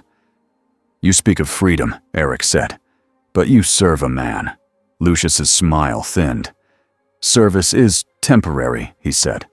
"Power is permanent." Eric's voice was quiet. "Supremacy wears different uniforms," he said. "It always smells the same." Lucius's eyes flashed with anger. He snapped his wand up and fired a curse aimed not at Eric, but at Hermione. Hermione's breath caught. Eric's hand flicked. A thin sheet of metal snapped into place in front of Hermione like a door slamming shut. The curse hit and exploded into sparks. Hermione stared at Eric, shocked. Eric's voice was low. "I said," he told Lucius, "I don't like cowards." Eric thrust his hand forward. Every piece of metal the Death Eaters carried fought them at once. Wand cores vibrated. Belt buckles yanked. boots with metal nails in the soles stuck to the floor. One Death Eater's mask slammed onto his own face so hard he yelped. Ron let out a wild, nervous laugh. "Serves him right." Lucius staggered, gripping his cane. The cane had a metal core. Eric's fingers curled. Lucius's cane twisted, trying to rip free. Lucius clenched both hands and dug in, face straining. "No," he hissed. Eric stared at him, unimpressed. Then the hallway lights flickered. Not because of magic light, because something deeper in the department responded to the chaos. A low hum filled the air. The Unspeakable's eyes widened. "Stop!" the lead Unspeakable snapped. "All of you, stop!" No one stopped. Lucius threw a spell toward a side door, trying to force it open. The spell hit, and the door creaked like it was waking up. The hum grew louder. Eric's eyes narrowed. He felt it now, a pull in the air that did not come from metal, something like the tear in the sky. He stepped toward the side door Lucius had hit. Hermione grabbed his sleeve. "We shouldn't open random doors," she whispered, terrified. Eric's voice was flat. "He already did," he said. Lucius's eyes gleamed. "Yes," he whispered. "Let's all see what's inside." The side door swung open. Cold air spilled out. Not Dementor cold, a different cold. A cold that felt like distance. They stepped into a round room. It was huge, with many doors spaced around the walls like a circle of choices. The room was dim, lit by a pale glow that seemed to come from nowhere. The Unspeakables moved fast, positioning themselves between the intruders and certain doors. "Back," the lead Unspeakable ordered. Lucius laughed softly. "You keep your toys hidden," he said. "How noble." Eric ignored him. Eric's attention locked on one door in particular, not because it looked special, because the air near it felt wrong. Thin. Like a place where the world had been cut and stitched. Hermione felt it too. She swallowed hard. "That feels like the sky," Harry whispered. Eric stepped toward it. The lead Unspeakable moved to block him. "You don't understand what you're touching," she said. Eric's voice stayed calm. "That is why I am here," he said. And then, behind them, a Death Eater fired a curse at the Unspeakable. Chaos broke again. The Unspeakable jerked aside, spell flashing. Eric's hand lifted, and metal from the room's hidden structure rose like ribs, forming a shield around the Unspeakable before the curse could land. Hermione's eyes widened. Eric was protecting strangers now, too. Not because he liked them, because they were holding the line against people who wanted to use fear as a weapon. Lucius saw it and changed again. He did not keep fighting the shield. He aimed at the door Eric wanted. He shouted a spell, and the lock screamed. The door shook. The thin cold surged outward. Eric's eyes flashed. He moved. Fast. One hand snapped up, and a heavy metal ring ripped from the wall's inner structure and slammed onto the door like a giant brace, pinning it shut. Lucius's spell struck the brace and fizzled. Lucius snarled. Eric's voice cut through the room. "Enough," he said. The metal around the Death Eaters tightened, like the room itself had decided they were trapped. But the department was not a normal place.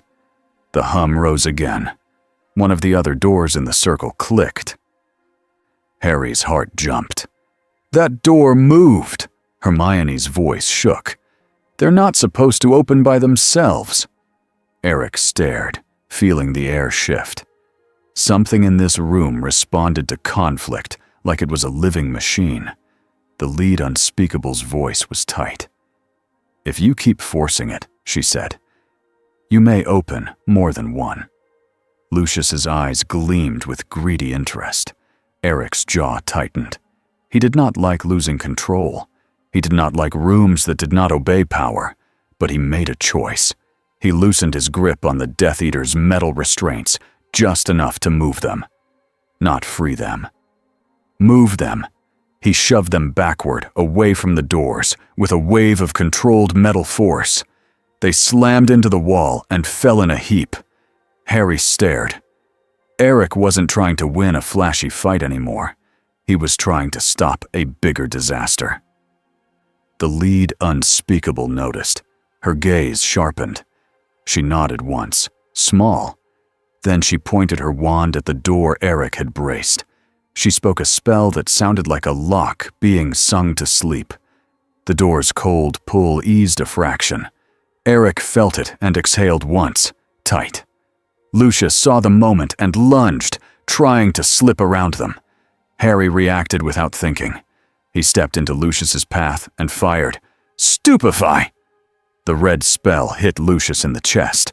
Lucius flew backward and crashed into the wall, stunned. Harry's breath came fast. He stared at his own wand like he couldn't believe he had done it. Ron let out a strained laugh. Yes! Hermione grabbed Harry's sleeve. We have to go, she whispered. Now! The Death Eaters were already trying to move, groaning, shaking off restraints.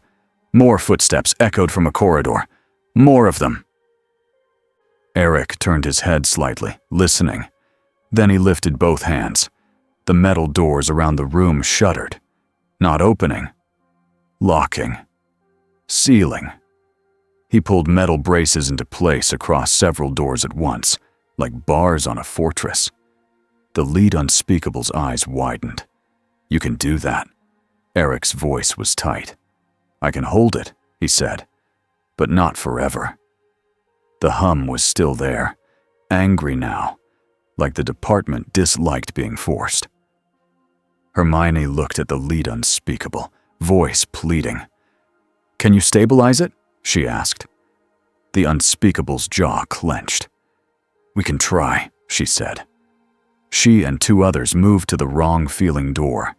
They placed their hands near it without touching it. They murmured spells that sounded old and careful. Eric held the metal brace steady. Harry watched Eric's face. It wasn't strain like lifting a heavy weight. It was strain like holding back a flood, because he wasn't just moving metal, he was controlling every small piece all at once, while the room fought back with rules he did not know. Eric's eyes flickered for a second. Harry saw something in them, a flash of that faraway look again. The Dementors had pulled him toward his worst memories. This door felt like it was doing something similar, but quieter, like it was calling to the part of him that hated being trapped. Eric's jaw clenched hard. He whispered something under his breath, not a spell, a word that sounded like a promise. Never, he said. The lead unspeakable spoke sharply.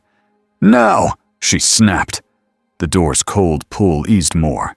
The hum dropped to a lower tone. The room felt less like it was about to break. Eric's shoulders lowered by a fraction. Then a loud crack echoed from one of the sealed doors behind them. A Death Eater had forced it. The metal brace bent. Eric's head snapped around. Lucius, now awake and furious, was being hauled up by two followers. His eyes locked on Eric with hate and something else. Interest.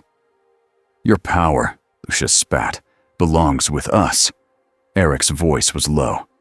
My power belongs to me, he said. Lucius's mouth curled. Then you will die alone, he hissed. Eric didn't answer. He threw his hand outward. The bent brace snapped back into place like it had never been touched.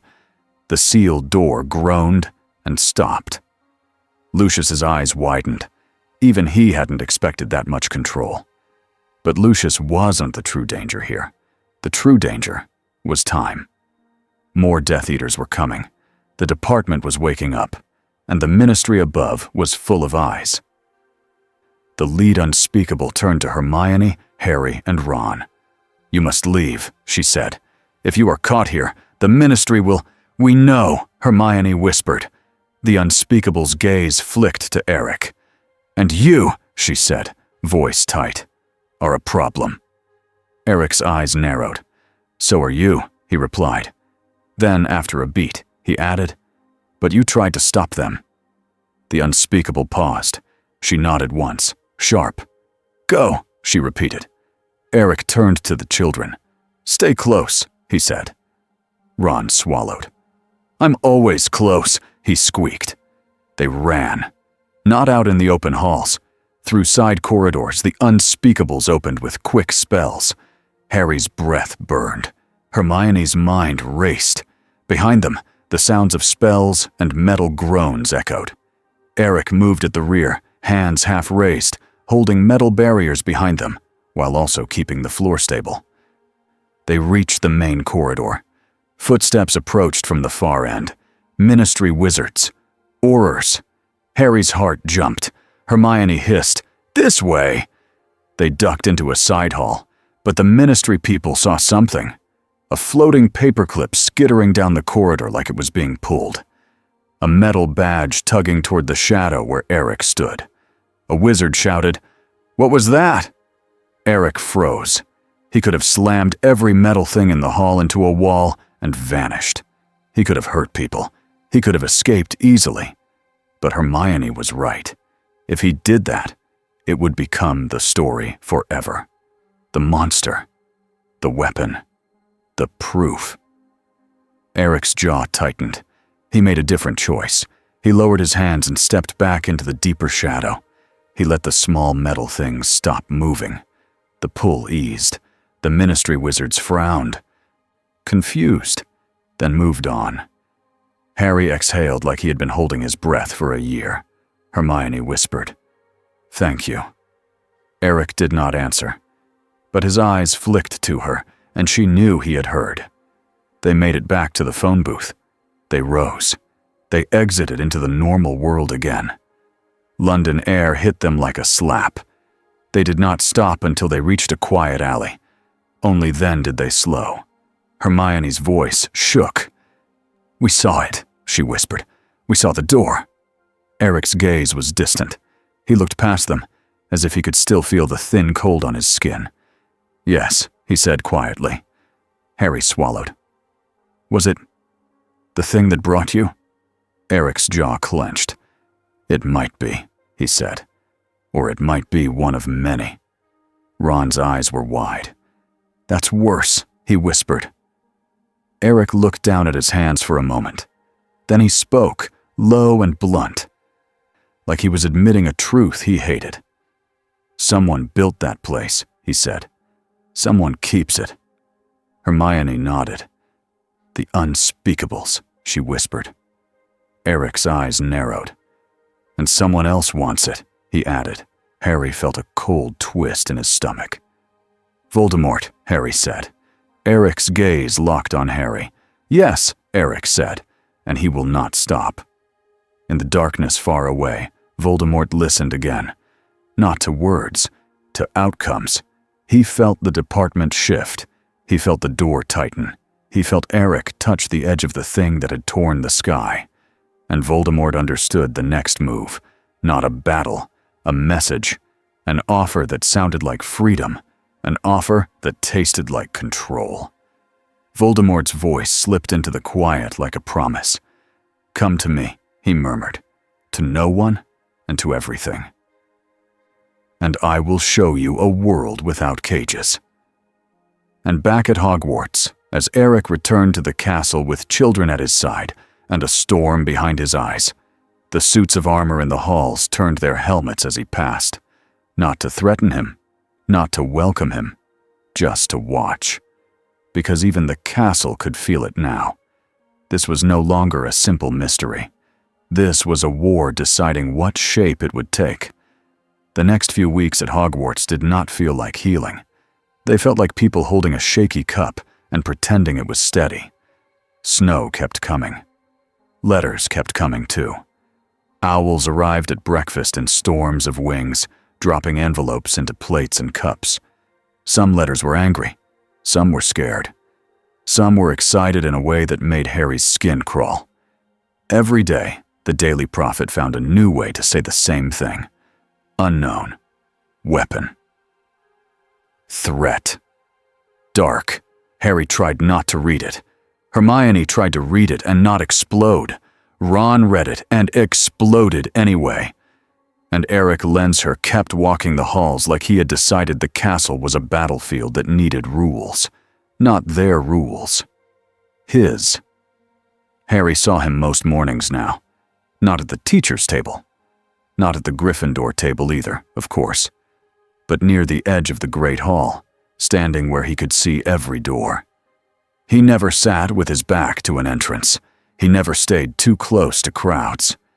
And somehow, without trying, he had become a moving problem for Argus Filch. It started with keys. Filch tried everything. He tied them to his belt. They slid off and clinked after Eric like loyal pets. He locked them in a drawer. The drawer's metal handle tugged and rattled for an hour. He switched to a larger ring. It only made the clinking louder. On the third week, Filch marched into the entrance hall holding a thick rope with wooden tags tied to it. "Not metal," he declared to no one, face red. "Not metal!" Mrs. Norris sniffed the rope and looked offended. Eric walked past at that exact moment. The wooden tags stayed put. The tiny nails in the rope knots did not. They popped out one by one and zipped toward Eric's cloak, like they had been waiting their whole lives for this. Filch stared at the limp rope in his hands. For once, Harry and Ron laughed so hard they had to lean on a suit of armor to breathe. Hermione tried to look serious. She failed. Eric did not smile, but his eyes flicked toward them. For a second, his face softened in a way that made him look less like a statue and more like a tired man. Then the softness was gone. Because the rest of the school wasn't laughing. Students watched Eric with wide eyes. Some looked amazed. Some looked afraid. Some looked like they were deciding whether to hate him. And the adults were worse. Teachers whispered in corners.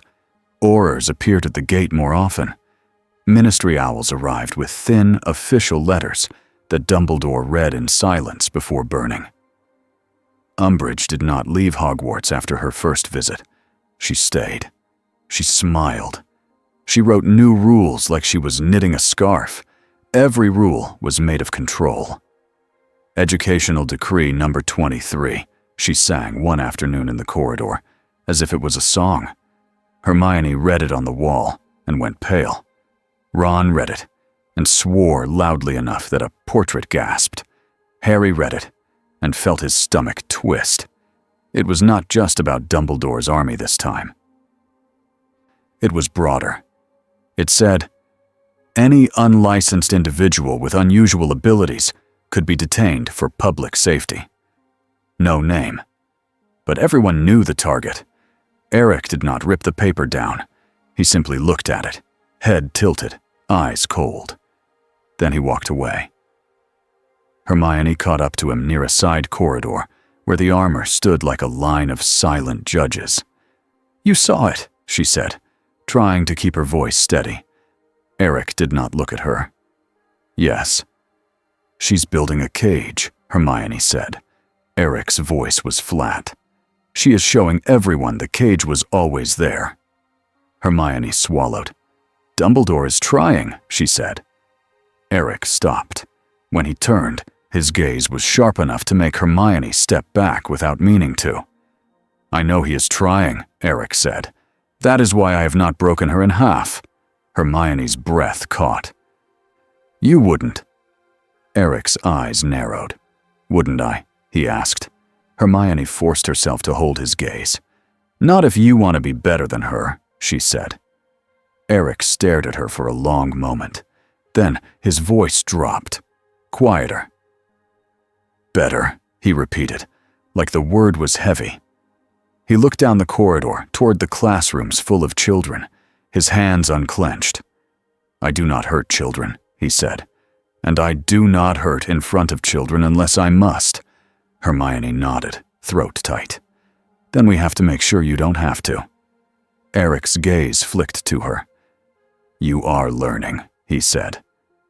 That sounded like approval. It also sounded like a warning. Because learning could become belief, and belief could become a weapon. Harry started to see another change too. People who were usually invisible began to drift closer to Eric, not like fans. Like survivors. A Ravenclaw boy with shaking hands who always hid in the back of corridors. A Hufflepuff girl who flinched when someone said "Mudblood" under their breath.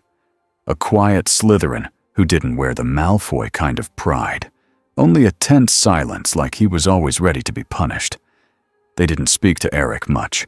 They just stayed nearby when he stood watch in the hall. Eric noticed. One evening, Harry saw Eric stop beside the Hufflepuff girl near a staircase. Eric did not kneel down or try to comfort her like a teacher. He simply said, "You are not weak." The girl stared at him. Eric continued, voice blunt. "People who insult you want you to shrink. Do not give them that." Then he walked away. The girl stood taller after he left, like she had been given a spine. Harry watched, unsure what to feel. Eric was harsh. But he was also clear. And when you lived in a world full of lies and polite cruelty, clarity could feel like safety.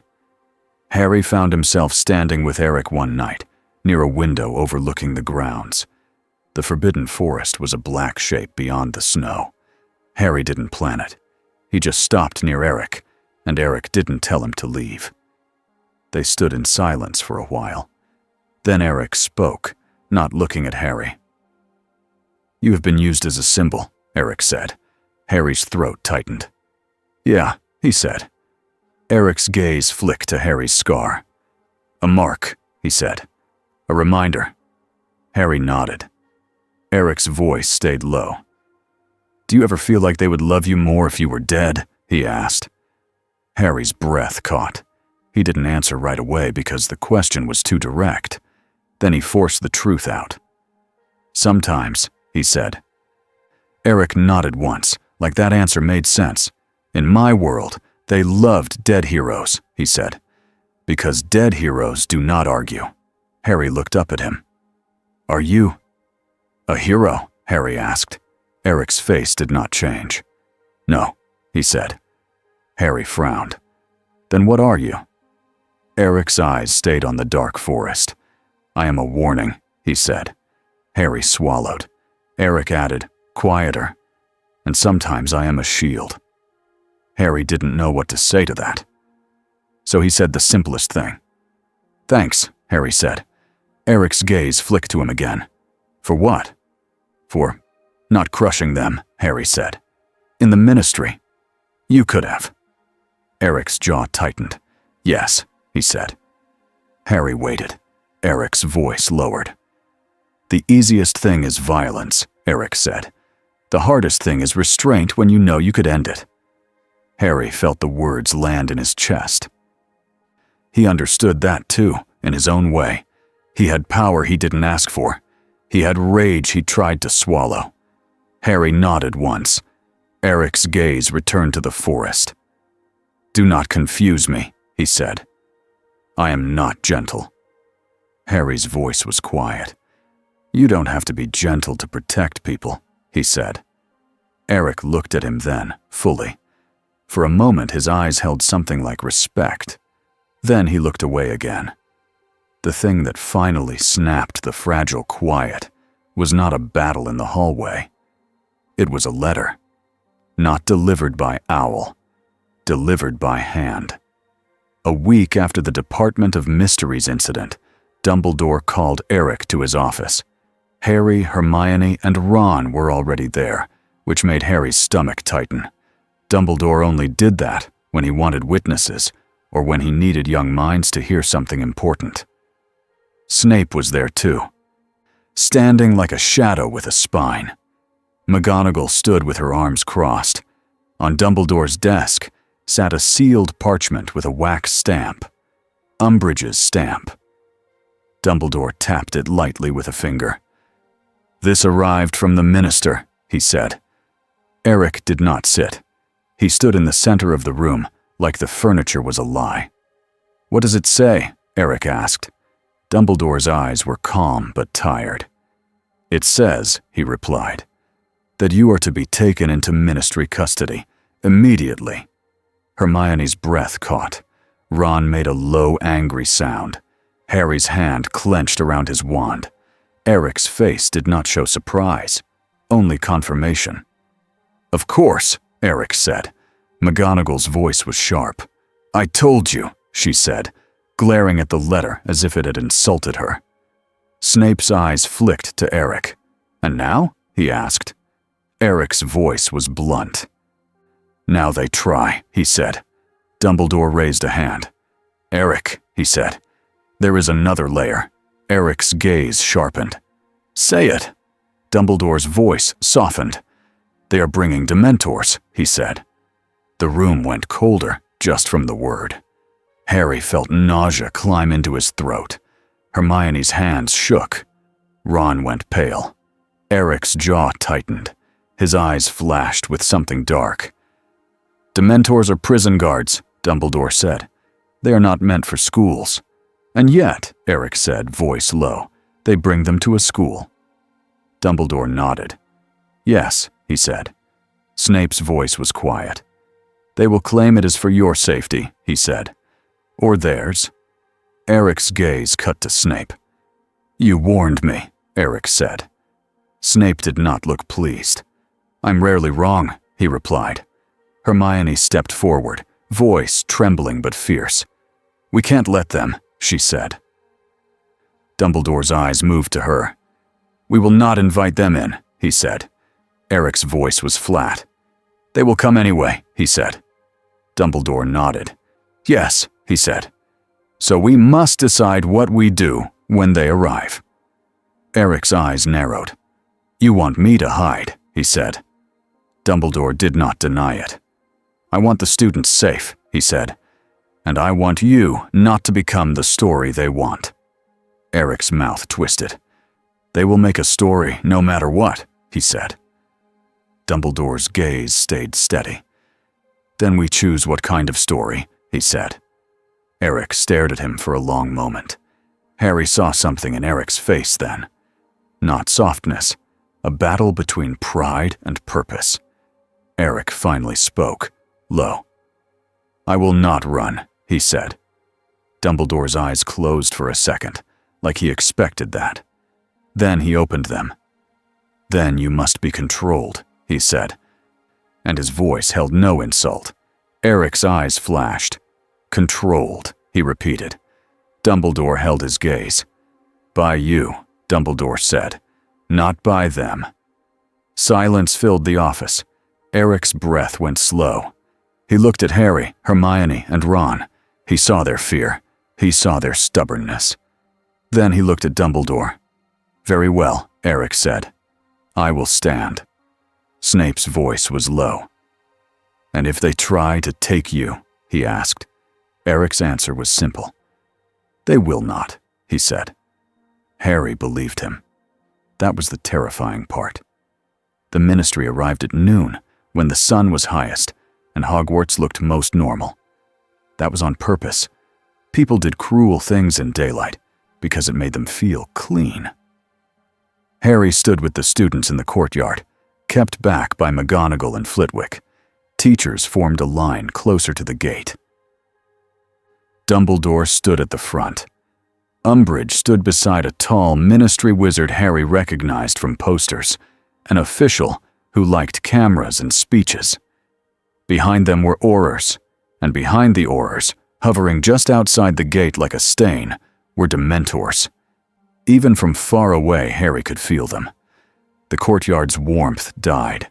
People's chatter stopped. A first year began to cry without knowing why. Eric stood near Dumbledore. He wore his red cape again. Not because he wanted drama, because he had decided that hiding made the hunters bold. His helmet was on. His face was unreadable behind it, but his posture was like a drawn blade. The Ministry official stepped forward, voice amplified by magic. "Albus Dumbledore," he called, "by order of the Ministry of Magic." Dumbledore raised one hand. The man's voice cut off mid-sentence like someone had shut a door. Dumbledore's tone was calm and loud enough. "You have brought Dementors to a school," he said. "Remove them." Umbridge's smile widened. "Headmaster," she said sweetly, "they are here for protection." Eric's head turned slightly toward her. The metal on Umbridge's bag clasp twitched. Umbridge's smile faltered for half a second. Then she lifted her chin. "And we are here for the individual." Dumbledore did not move. "He is not yours," he said. Umbridge's voice stayed bright. "No one is saying he is owned," she replied. "Only supervised." Eric's voice cut through the courtyard, low and sharp. "You supervise with prison guards," he said. The Dementors drifted closer, slow and hungry. Students behind Harry began to shiver. Harry's scar prickled. Umbridge clasped her hands. "Now," she said. "Sir, if you will come quietly." Eric took one step forward. The iron gate behind the ministry line groaned. It did not open. It bent.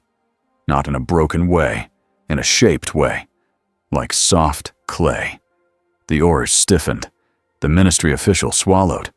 Umbridge's smile tightened, but she kept it. "That is quite enough," she said. She snapped her fingers. Two ministry wizards rolled forward a strange frame made of stone and carved runes. It was not metal. It looked like a portable doorway without a door. Cold light pulsed from the runes. Hermione whispered behind Harry, horrified. "That's a binding frame," Ron muttered. "So they did bring a cage." Umbridge's voice turned syrupy. "You see," she said. "We came prepared. We can keep everyone safe." Eric stared at the stone frame. For a second, Harry saw the smallest change in Eric's posture. Not fear. Anger that had been waiting patiently for permission. Eric's hands lifted, not toward the frame, toward the world around it. Every metal object in the courtyard answered. The suits of armor near the door of the castle clanked as if waking up. The iron in the gate screamed softly as it straightened and then twisted again. Not breaking, only moving like a giant hinge. The Aurors' belt buckles yanked. Their metal buttons tugged. A few tried to step forward and found their boots sticking to the ground because of the small nails in the soles. A couple of wands flew up, not the wands themselves, but the metal charms tied to them, jerking their arms off balance. Chaos flickered across the ministry line. But Eric did not strike anyone. He did not throw sharp metal. He did not crush ribs. He did something worse for them and safer for everyone else. He made them useless. A wide ring of metal rose from the castle's own hidden supports, iron from behind stones, bolts from old beams, pieces that had been buried for centuries. It formed a circle in the air above the courtyard like a halo made of steel. Then it dropped. Not onto heads. Onto the ground around the ministry group. It became a fence, thick and high, forming a clean barrier between the students and the Dementors and the Aurors. A perfect boundary. A prison for the people who came to bring a prison. Umbridge stared, mouth slightly open. The ministry official shouted, "This is an attack!" Dumbledore's voice was calm. "No," he said. "This is a wall." Eric's voice was low. "A lesson," he added. The Dementors drifted, trying to glide around the barrier. Dumbledore raised his wand. "Expecto Patronum." A massive silver light burst out, brighter than the snow. It pushed the Dementors back like they were nothing but smoke. They recoiled and hovered at the edge of the grounds, unable to cross Dumbledore's light. Harry felt his lungs work again. Students began to sob quietly, not from sadness, but from relief. Umbridge's voice went sharp. "How dare you?" she squeaked. "You are interfering with ministry business." Eric's head turned toward her. The air felt like it tightened. "You brought monsters," Eric said. To children. Umbridge's cheeks flushed. They are lawful. Eric cut her off. Lawful is not the same as right, he said. Umbridge snapped. You are not a wizard. Eric's voice was flat. Good, he said. Then your laws do not own me. The ministry official raised his wand toward Eric through the metal fence. Release us, he shouted. Eric stepped closer to the fence. The metal did not touch the ministry people. It stayed just far enough to not slice skin. It did not even scrape them. Eric's control was exact. He looked at the official, voice calm. You came to take me, he said. But you are afraid to step near me without guards. The official's face twisted. We are protecting the public. Eric's reply was immediate. You are protecting your comfort, he said. Umbridge hissed. You are proving you are a threat. Eric's head tilted. No, he said. I am proving I have restraint. He lifted one hand slightly.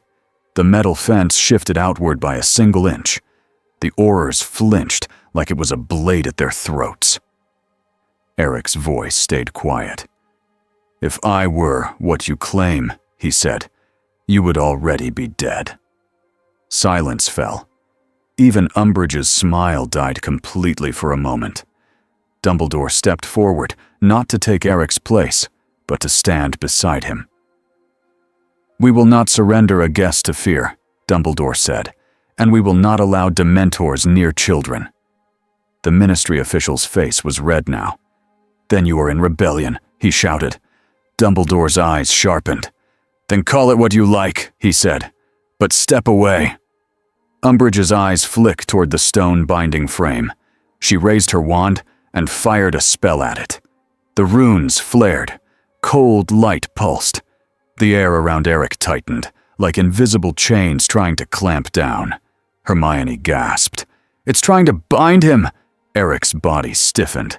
Harry's heart jumped.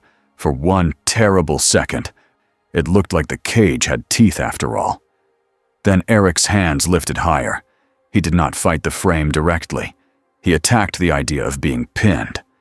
All the metal in the castle behind him responded, not as a weapon, as support.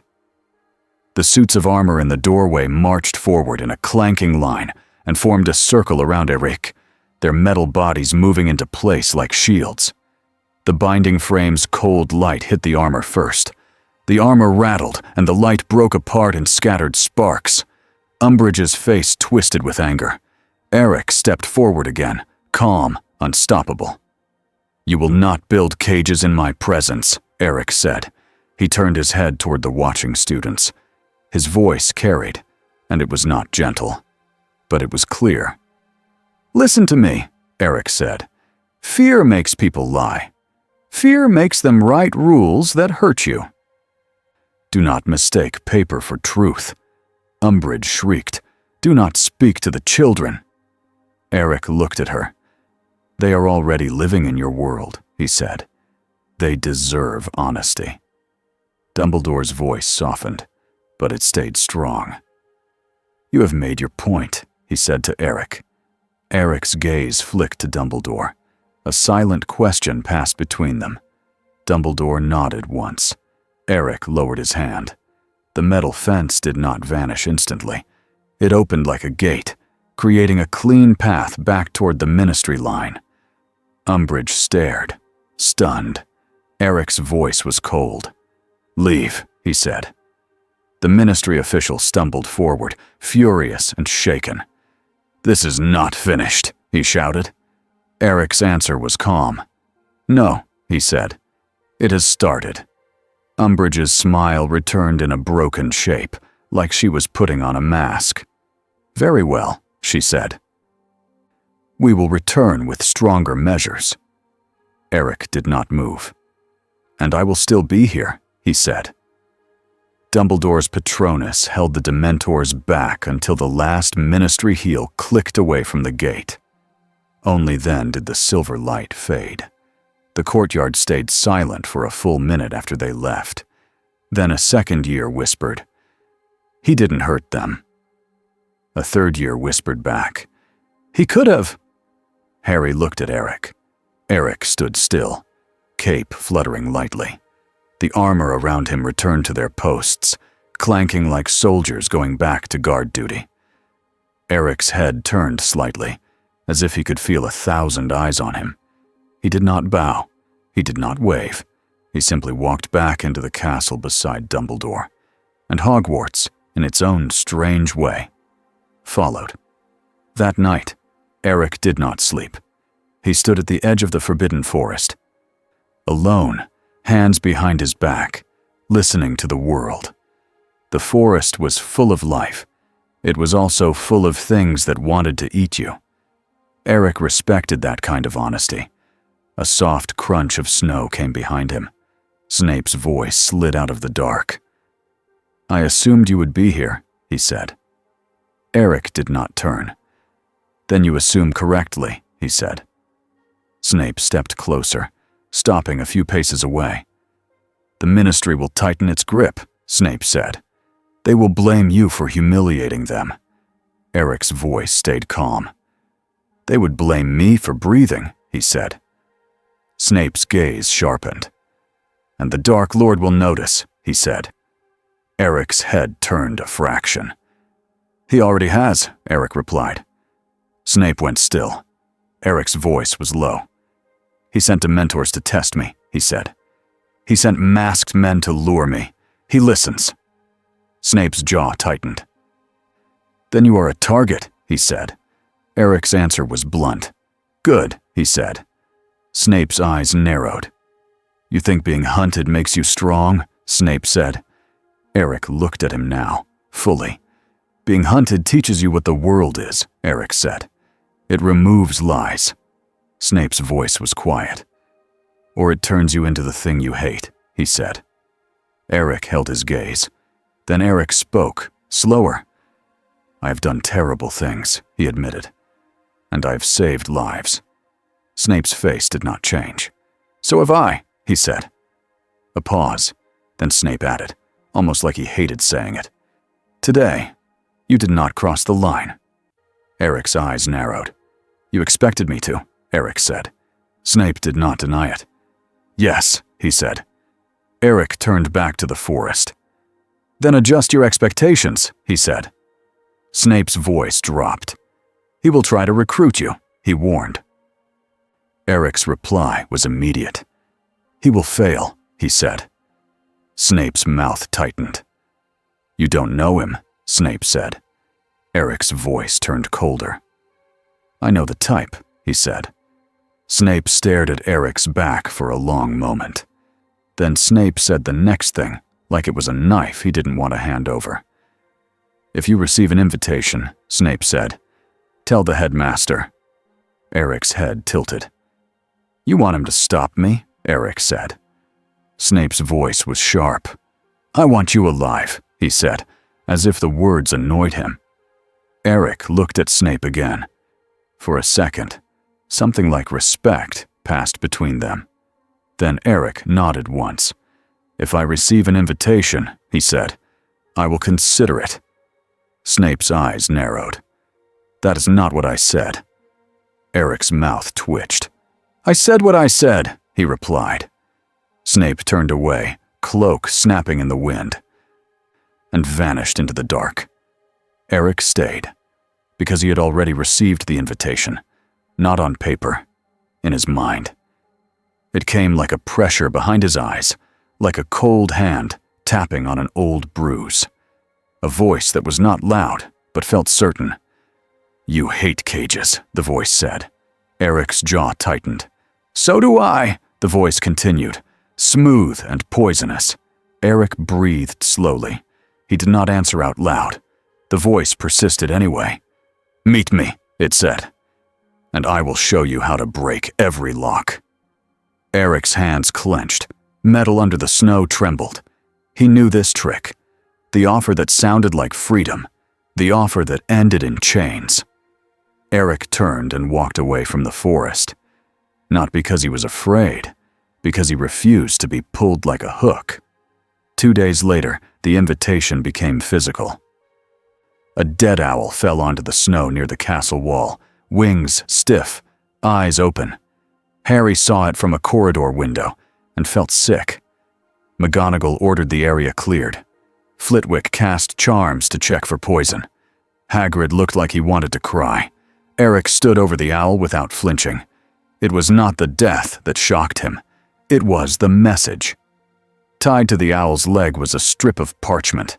No stamp, no signature, just 3 words. Come. Alone. Tonight. Hermione read it and went pale. It's him, she whispered. Ron's voice shook with anger. It's Voldemort.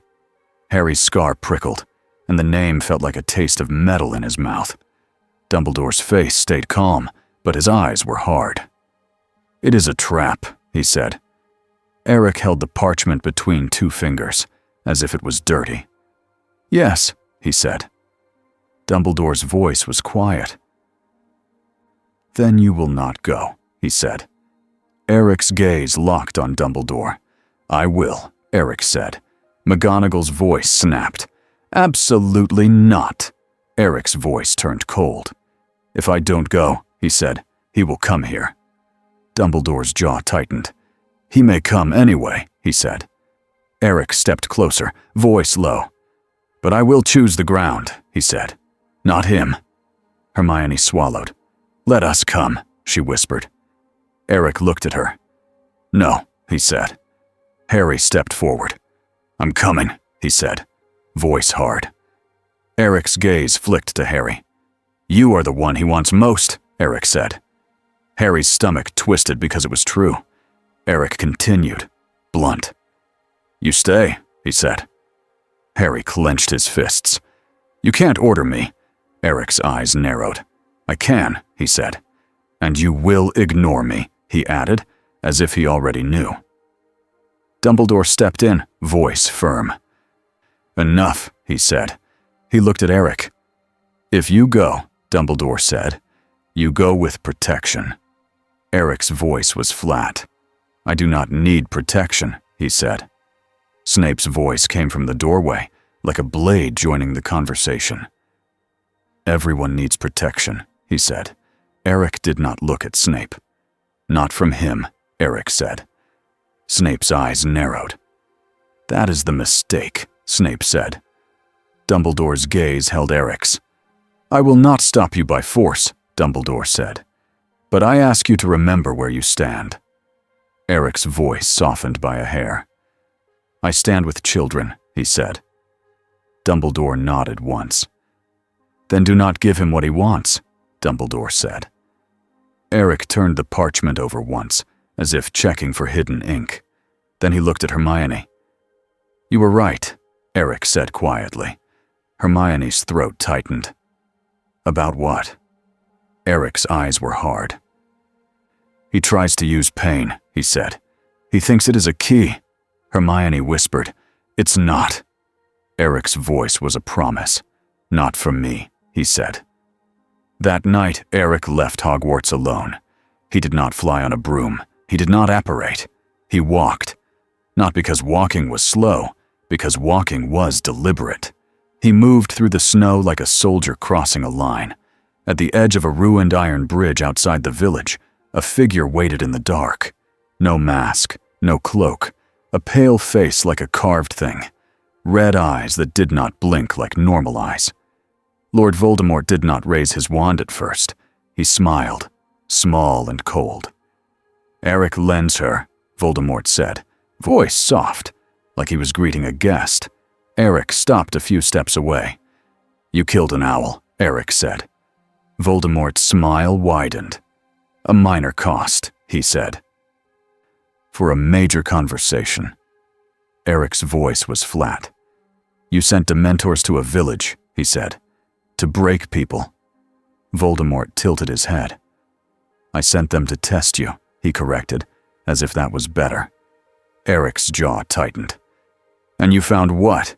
Voldemort's eyes gleamed. That you have a wound, he said. Deep, old, useful.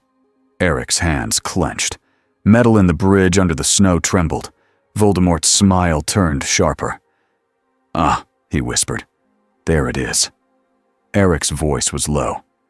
"Do not speak about my past," he said. Voldemort chuckled. "Past is where power lives," he said. "Past is where fear is born." Eric stared at him like he was watching a snake talk. Voldemort lifted a hand slowly, palm up, like he was offering something. "I can give you a world without cages," Voldemort said. Eric's voice was immediate. "You are the cage," he said. Voldemort laughed softly. "Amusing," he said, "but wrong." He stepped closer, and the air felt colder, not like Dementors, but like something that didn't belong in warmth. "In this world," Voldemort said, "wizards hide. They pretend they are kind. They pretend they are fair." His eyes narrowed. "But they hate what is different." Eric's gaze stayed hard. Voldemort continued, voice smooth. "They hate Muggleborns," he said. "They hate werewolves. They hate anyone not shaped like their rules." Eric's jaw tightened because it was true. Voldemort's smile grew. "You understand that," he said. "You lived it." Eric's voice was cold. "You are not offering freedom," he said. "You are offering supremacy." Voldemort's eyes flashed. "Supremacy is simply truth," he said. "Some are born to rule." Eric's hands tightened further. For a second, he saw uniforms in his mind, heard shouting, smelled smoke. His breathing stayed steady. He did not let the memory pull him. Eric took one step forward. The iron bridge groaned. "You sound," Eric said quietly, "like every monster I have ever fought." Voldemort's smile did not falter. "And yet, you became a monster in their eyes," he said. "Why not embrace it?" Eric's voice dropped. "Because I know what monsters do," he said. Voldemort raised his wand then, not as an attack, as a signal. The snow around them shifted. Shadows moved at the edges of the ruined bridge. Dementors drifted into view, silent as death. Eric's jaw clenched. Voldemort's voice was calm. "This is where you break," he said. "This is where you accept me." Eric's hands lifted. Metal rose from the bridge in thick strips, forming a wide shield. The Dementors drifted through it. Eric's shield did nothing to them. Voldemort smiled wider. "Yes," he whispered. "You are helpless." Eric's eyes sharpened. "No," Eric said. He did not attack the Dementors. He attacked the plan. He flung metal outward, not at the Dementors, but toward the space around Voldemort. A ring of iron snapped up around Voldemort like a cage, closing fast. Voldemort flicked his wand. The iron ring blasted apart in sparks, forced back by raw magic. But Eric had learned something in this world. He used movement and timing. He lifted a second wave of metal from beneath the snow, forming thick spikes that struck the ground around Voldemort, not to stab him, but to limit his steps. Voldemort's eyes narrowed. "Interesting," he said. He fired a curse. Eric's metal shield caught it and warped, glowing hot. Eric didn't flinch. He had taken worse. The Dementors drifted closer, and the cold pressed into Eric's chest. Memories clawed for the surface. Eric's breath hitched once. Voldemort's voice slipped into that moment, like a knife sliding into a crack. "Remember," Voldemort whispered. "Remember how they took you." Eric's eyes flickered. The metal around him trembled. For a fraction of a second, the cold almost won. Then Eric's gaze snapped to something else. A small shape near the edge of the bridge. A child's scarf caught on a broken rail. A sign that a student had walked too close here at some point. Eric's anger shifted. Not into panic, into purpose. He spoke through his teeth. "Never again," he said.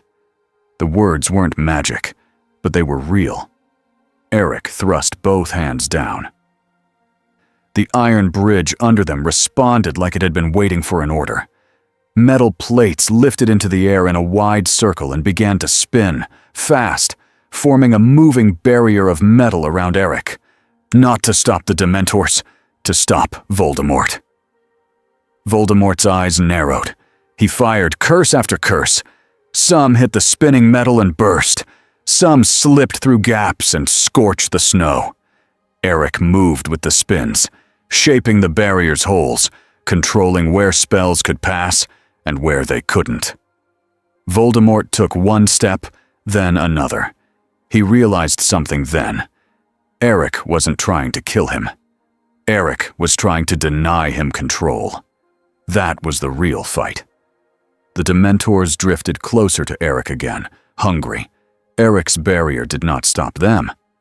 So Eric made a new choice. He reached outward with his senses and felt something nearby.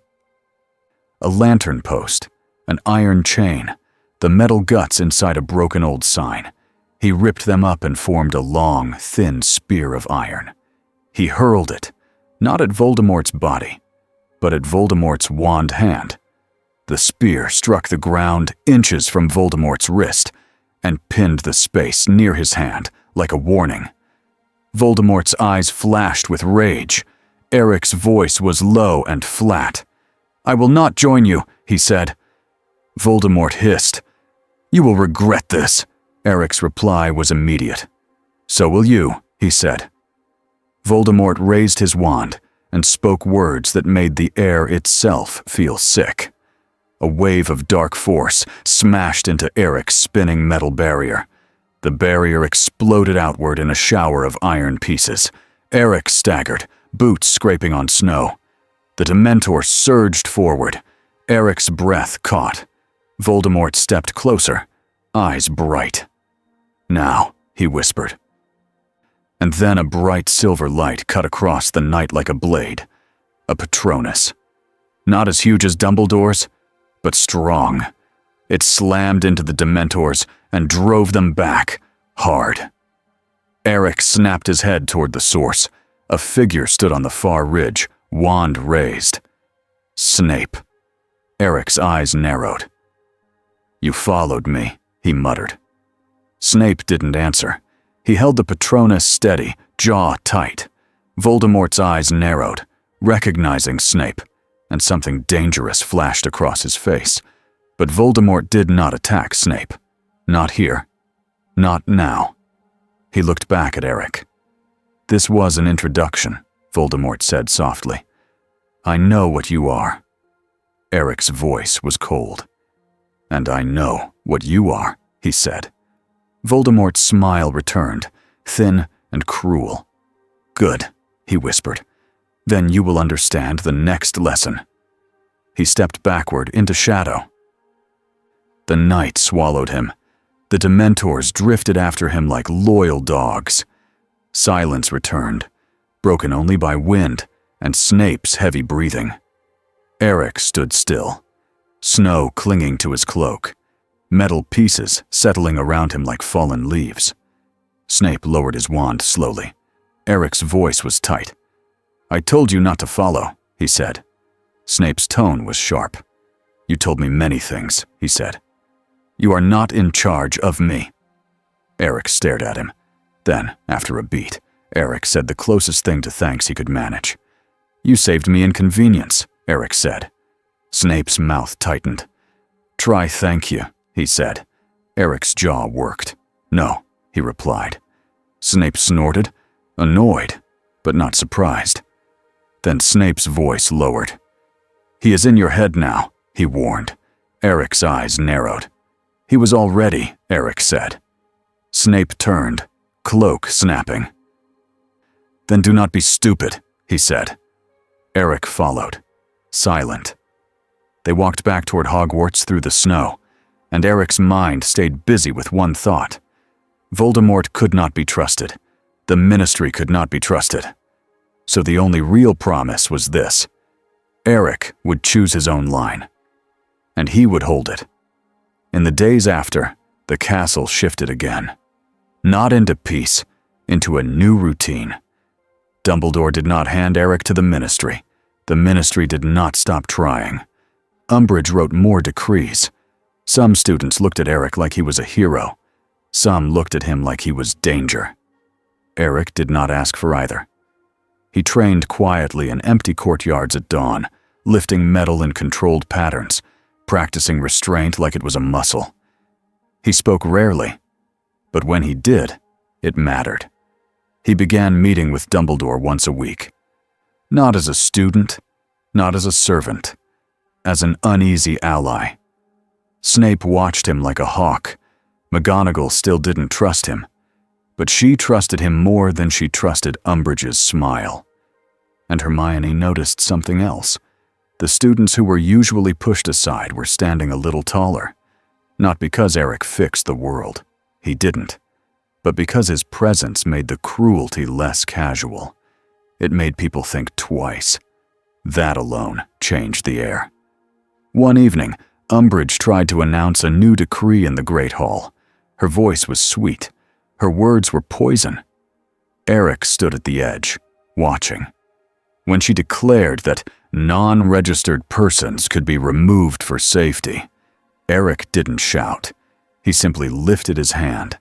Every metal spoon in the hall clinked once against a plate. A single, sharp sound that cut the room. Umbridge froze mid-sentence. Eric's voice was calm. "No," he said. The hall went silent. Umbridge's smile twitched like it was cracking. Eric lowered his hand. The spoons stopped. He walked out. He didn't need to say more. The message was clear. There would be no cages built here without a fight. Not anymore. The quiet that followed was not empty. It was watchful. And in that watchful quiet, rumors spread beyond Hogwarts. In the Ministry, people whispered about a metal wizard. In dark places, Death Eaters whispered about a man who could strip masks off their faces like ripping paper. And in Voldemort's mind, a new plan formed. Not to beat Eric in strength, to beat him in choice, to force him to pick between his harsh line and the children he protected. Because that was where Eric was strongest, and where he could be hurt. The war continued, just different now.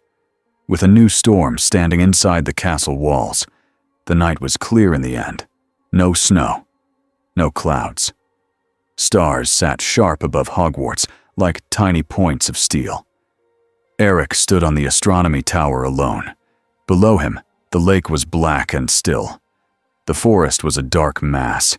The castle behind him was quiet, but not asleep. Hogwarts was never truly asleep. Eric held a small metal object in his palm, a simple key. Not Filch's key this time, a plain one, old and worn, taken from a broken lock in a storeroom. He lifted it slowly. It floated above his hand, steady and calm. He could feel every tiny scratch on it without touching it. Power was easy. Control was easy. Restraint was the hard part.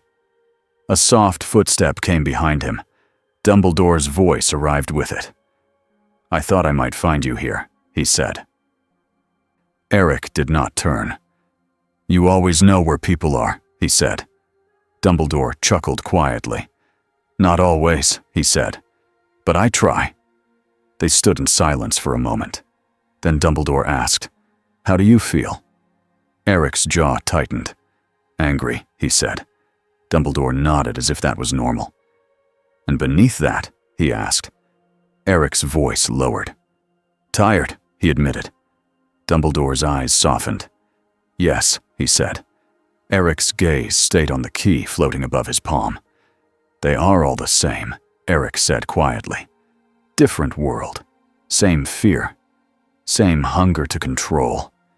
Dumbledore's voice was calm. "And yet," he said, "you stayed." Eric's eyes narrowed. "I stayed because your children need shields," he said. Dumbledore's tone stayed gentle. "And because you wanted a place where you could choose who you are," he said. Eric finally turned his head slightly. Dumbledore didn't smile. He didn't push. He simply stood there, an old man with a wand who refused to use it like a chain. Eric's voice was flat. Voldemort offered me power, he said. Dumbledore's eyes sharpened. And you refused, he said. Yes, Eric said. Dumbledore asked the next question carefully. Why, he said. Eric's hand tightened without closing. The key wobbled in the air, then steadied again. Because he is the cage, Eric said. Because he thinks different means better. Eric's voice lowered. Because I have seen what that leads to. Dumbledore nodded slowly. And the Ministry? He asked. Eric's mouth twisted.